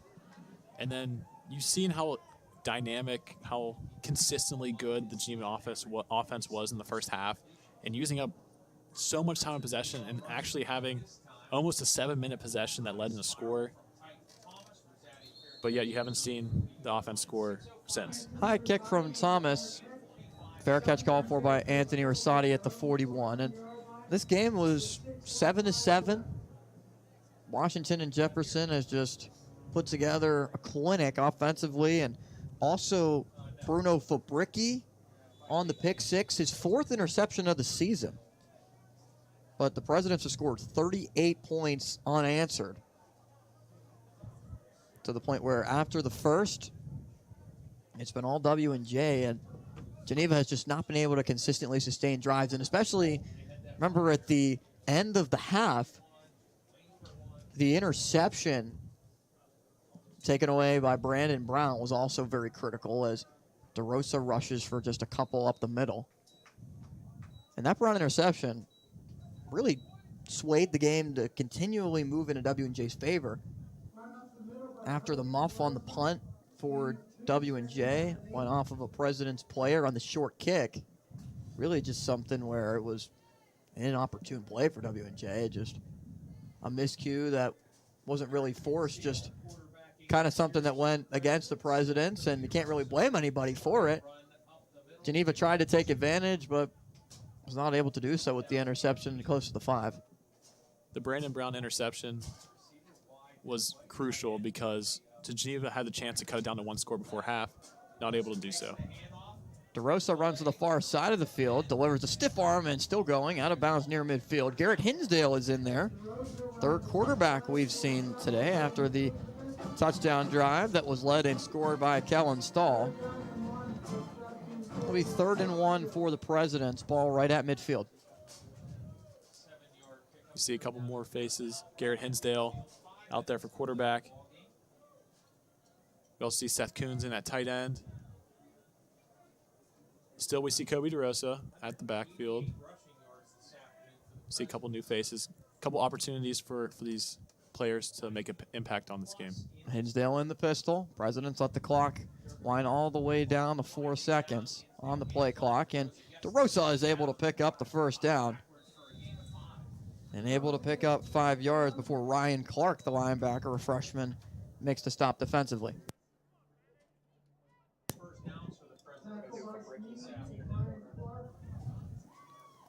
After the first down, ball moves into Geneva territory at the 43.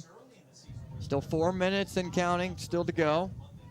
President's content to just continually run out as much clock as possible.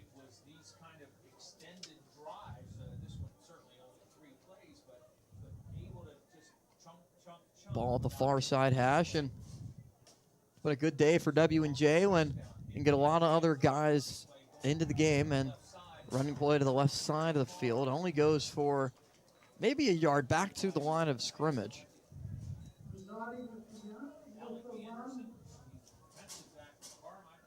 Just keep pushing the ball forward. Just trying to close this game out on the offensive side. 3.5 minutes and counting. Just all W&J all day. And we've seen the consistent deep attack. And one of the keys in the original part of the game was to go deep. Use those playmakers that you have on the outside of the receiver and use your quarterback, Jake Pugh. Able to use his big arm to take shots down the field. Hinsdale fakes the handoff and is knocked down. Broken up by Dom Allegretto, defensive back, a sophomore from Ridgeway, Pennsylvania. What have you liked the most, though, from Washington and Jefferson throughout the entirety of the game? I think it was the great play calling, the great mix of the run and the pass. On the first couple drives, you've seen a lot of big runs, a lot of holes opening up for full Patty on the first score, just basically being untouched, going into the end zone. And then when your run offense kind of stalled a little bit, you're able to go on the outside and also using your big body receivers to run those slants, find those openings in the middle of the field, and not just being one-dimensional by going on the outside. Third down handoff. Solid run. And it is a pickup of 11, moves the chains for W&J, and the Presidents can continue to run out the clock. Just more running backs that you see that run so hard. And they're just so talented as a group. There's been so many that have stepped in the game, have made their early impact. And that's Alec Anderson, the freshman who's actually defensive back from Carmichael's, Pennsylvania. He's wearing number 7. There's 3 number 7s for W&J. Jaron Timmons, the defensive lineman, is out. Anthony Rosati, wide receiver, not in there. So Alec Anderson, the only other number 7 on the handoff, has been running well. But a flag will bring this one back. Holding, offense, number 72. 10-yard penalty, first down. Holding penalty goes on Michael Roginski, a freshman from North Hills High School.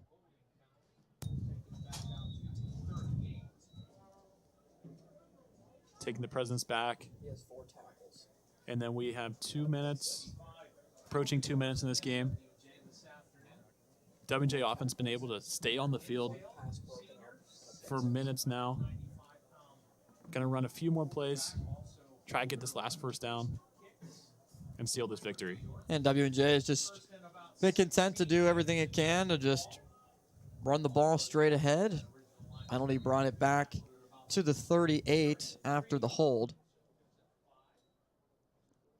Overall, it's been solid game for Washington and Jefferson. Geneva, Joe, it's tough with the triple option to try to fight your way back in it when you're in a lot of obvious passing situations. But this Geneva offense is catered so much to the running game that when the game gets to being such a wide margin, it's hard to come back. We talked about how well W&J's played today, but I don't think Geneva played a bad game today at all. They've had so many opportunities. They just can't capitalize. You've seen Krumbacher towards the start of the second half just being wide open across the field, not able to hit. A couple other plays like the interceptions for Bricky's return for a touchdown. Like they had a chance to make this a good game, and they weren't able to convert. It's definitely something that they're going to look at, scratch their heads about, and wonder, how do we not complete these?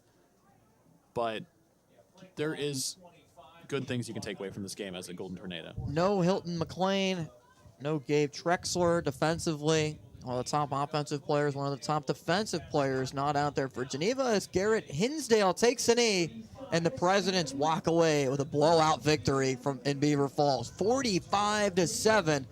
Washington and Jefferson advances to 7-2 overall, a 2-game winning streak for the Presidents, and now over 500 on the road. W&J 4-0 at home this season, now 3-2 away from Cameron Stadium. Geneva Falls under 500, 4-5 overall. Golden Tornadoes are 3-1 on the road, now 1-4 at home. 45-7, Washington and Jefferson gets the victory. Mike Sirianni able to continue the Presidents' winning streak against Geneva, now at 18 games in a row. W&J leads the all-time series now 49-19-2. 183rd career victory for Sirianni, the 7-time VAC Coach of the Year, and the 2-time D3Football.com South Region Coach of the Year. Overall stats from today's 45-7 final score: 26 first downs for Washington and Jefferson compared to 13 for Geneva. And it's the rushing attack for Geneva that we know all about, 174 yards. W&J ran for 217. Only 204 total yards of offense for the Golden Tornadoes compared to W&J. 60 total plays for 427 yards. Fantastic game for Washington and Jefferson. Was also able to force a couple of turnovers. Jake Pugh was good, 14-19, 210 yards, as well as 3 touchdowns. Owen Patricic, the leading rusher in the game, 67 total yards. But one of the main plays was Bruno Fabricki, a pick 6 to score it for the Presidents, a defensive touchdown. Bruno standing alongside Robert Mangino.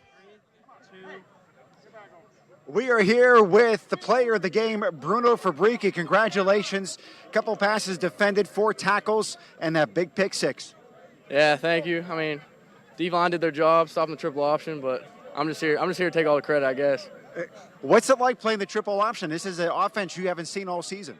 Well, I ran the triple option in high school, but I mean, Coach, our defensive coordinator put a great installation in. He did his job, and I mean, we were prepared. You guys did a great job shutting them down. 1 touchdown early in the game, and then it was absolutely lights out. Why? How did you do it? Great adjustments. I mean, we talked about it. Great communication on the field and off the field, and we just played physical. And that offense putting up points all afternoon long. I mean, yeah, they do their job every single game. I mean, best offense in the nation. Well, congratulations. Want to let you know you've been officially invited to the All-American Bowl. It's happening on December 16th at U.S. Bank Stadium. Thank you. Thank you very much. All right, now go ahead and get ribbed by your guys. Thank you. They love the fact that he was getting picked as the player of the game, giving him some of the business about it, but they're thrilled with the victory. He did fantastic today. Bruno Fabricki, the sophomore corner from Albert Gallatin High School, his 4th interception of the year, entered with 3 coming into today. The pick 6 for Fabricki. And being invited to the All-American game, pretty cool to see for Bruno Fabricki. The 10th and 11th interceptions on the season for Washington and Jefferson and Gabe Lavara's defense. One more game left for W&J. It is right here on KDKA Plus against the Waynesburg University Yellow Jackets next week, week 11 on 11-11. The 11s are wild. If you play that lucky number 11, in terms of week and in terms of month, and today against Waynesburg. Now on the opposite side for Geneva College at Westminster is how the Golden Tornadoes will close out the season. Alex, this is our final game calling the action this year. It's been a fun ride. What's been one of your favorite memories? Definitely Robert Mangino inside the Geneva drum line is probably one of my favorite calls to have today. Been a great season so far. We still got one more, but the last one we'll do as a crew between me and Austin.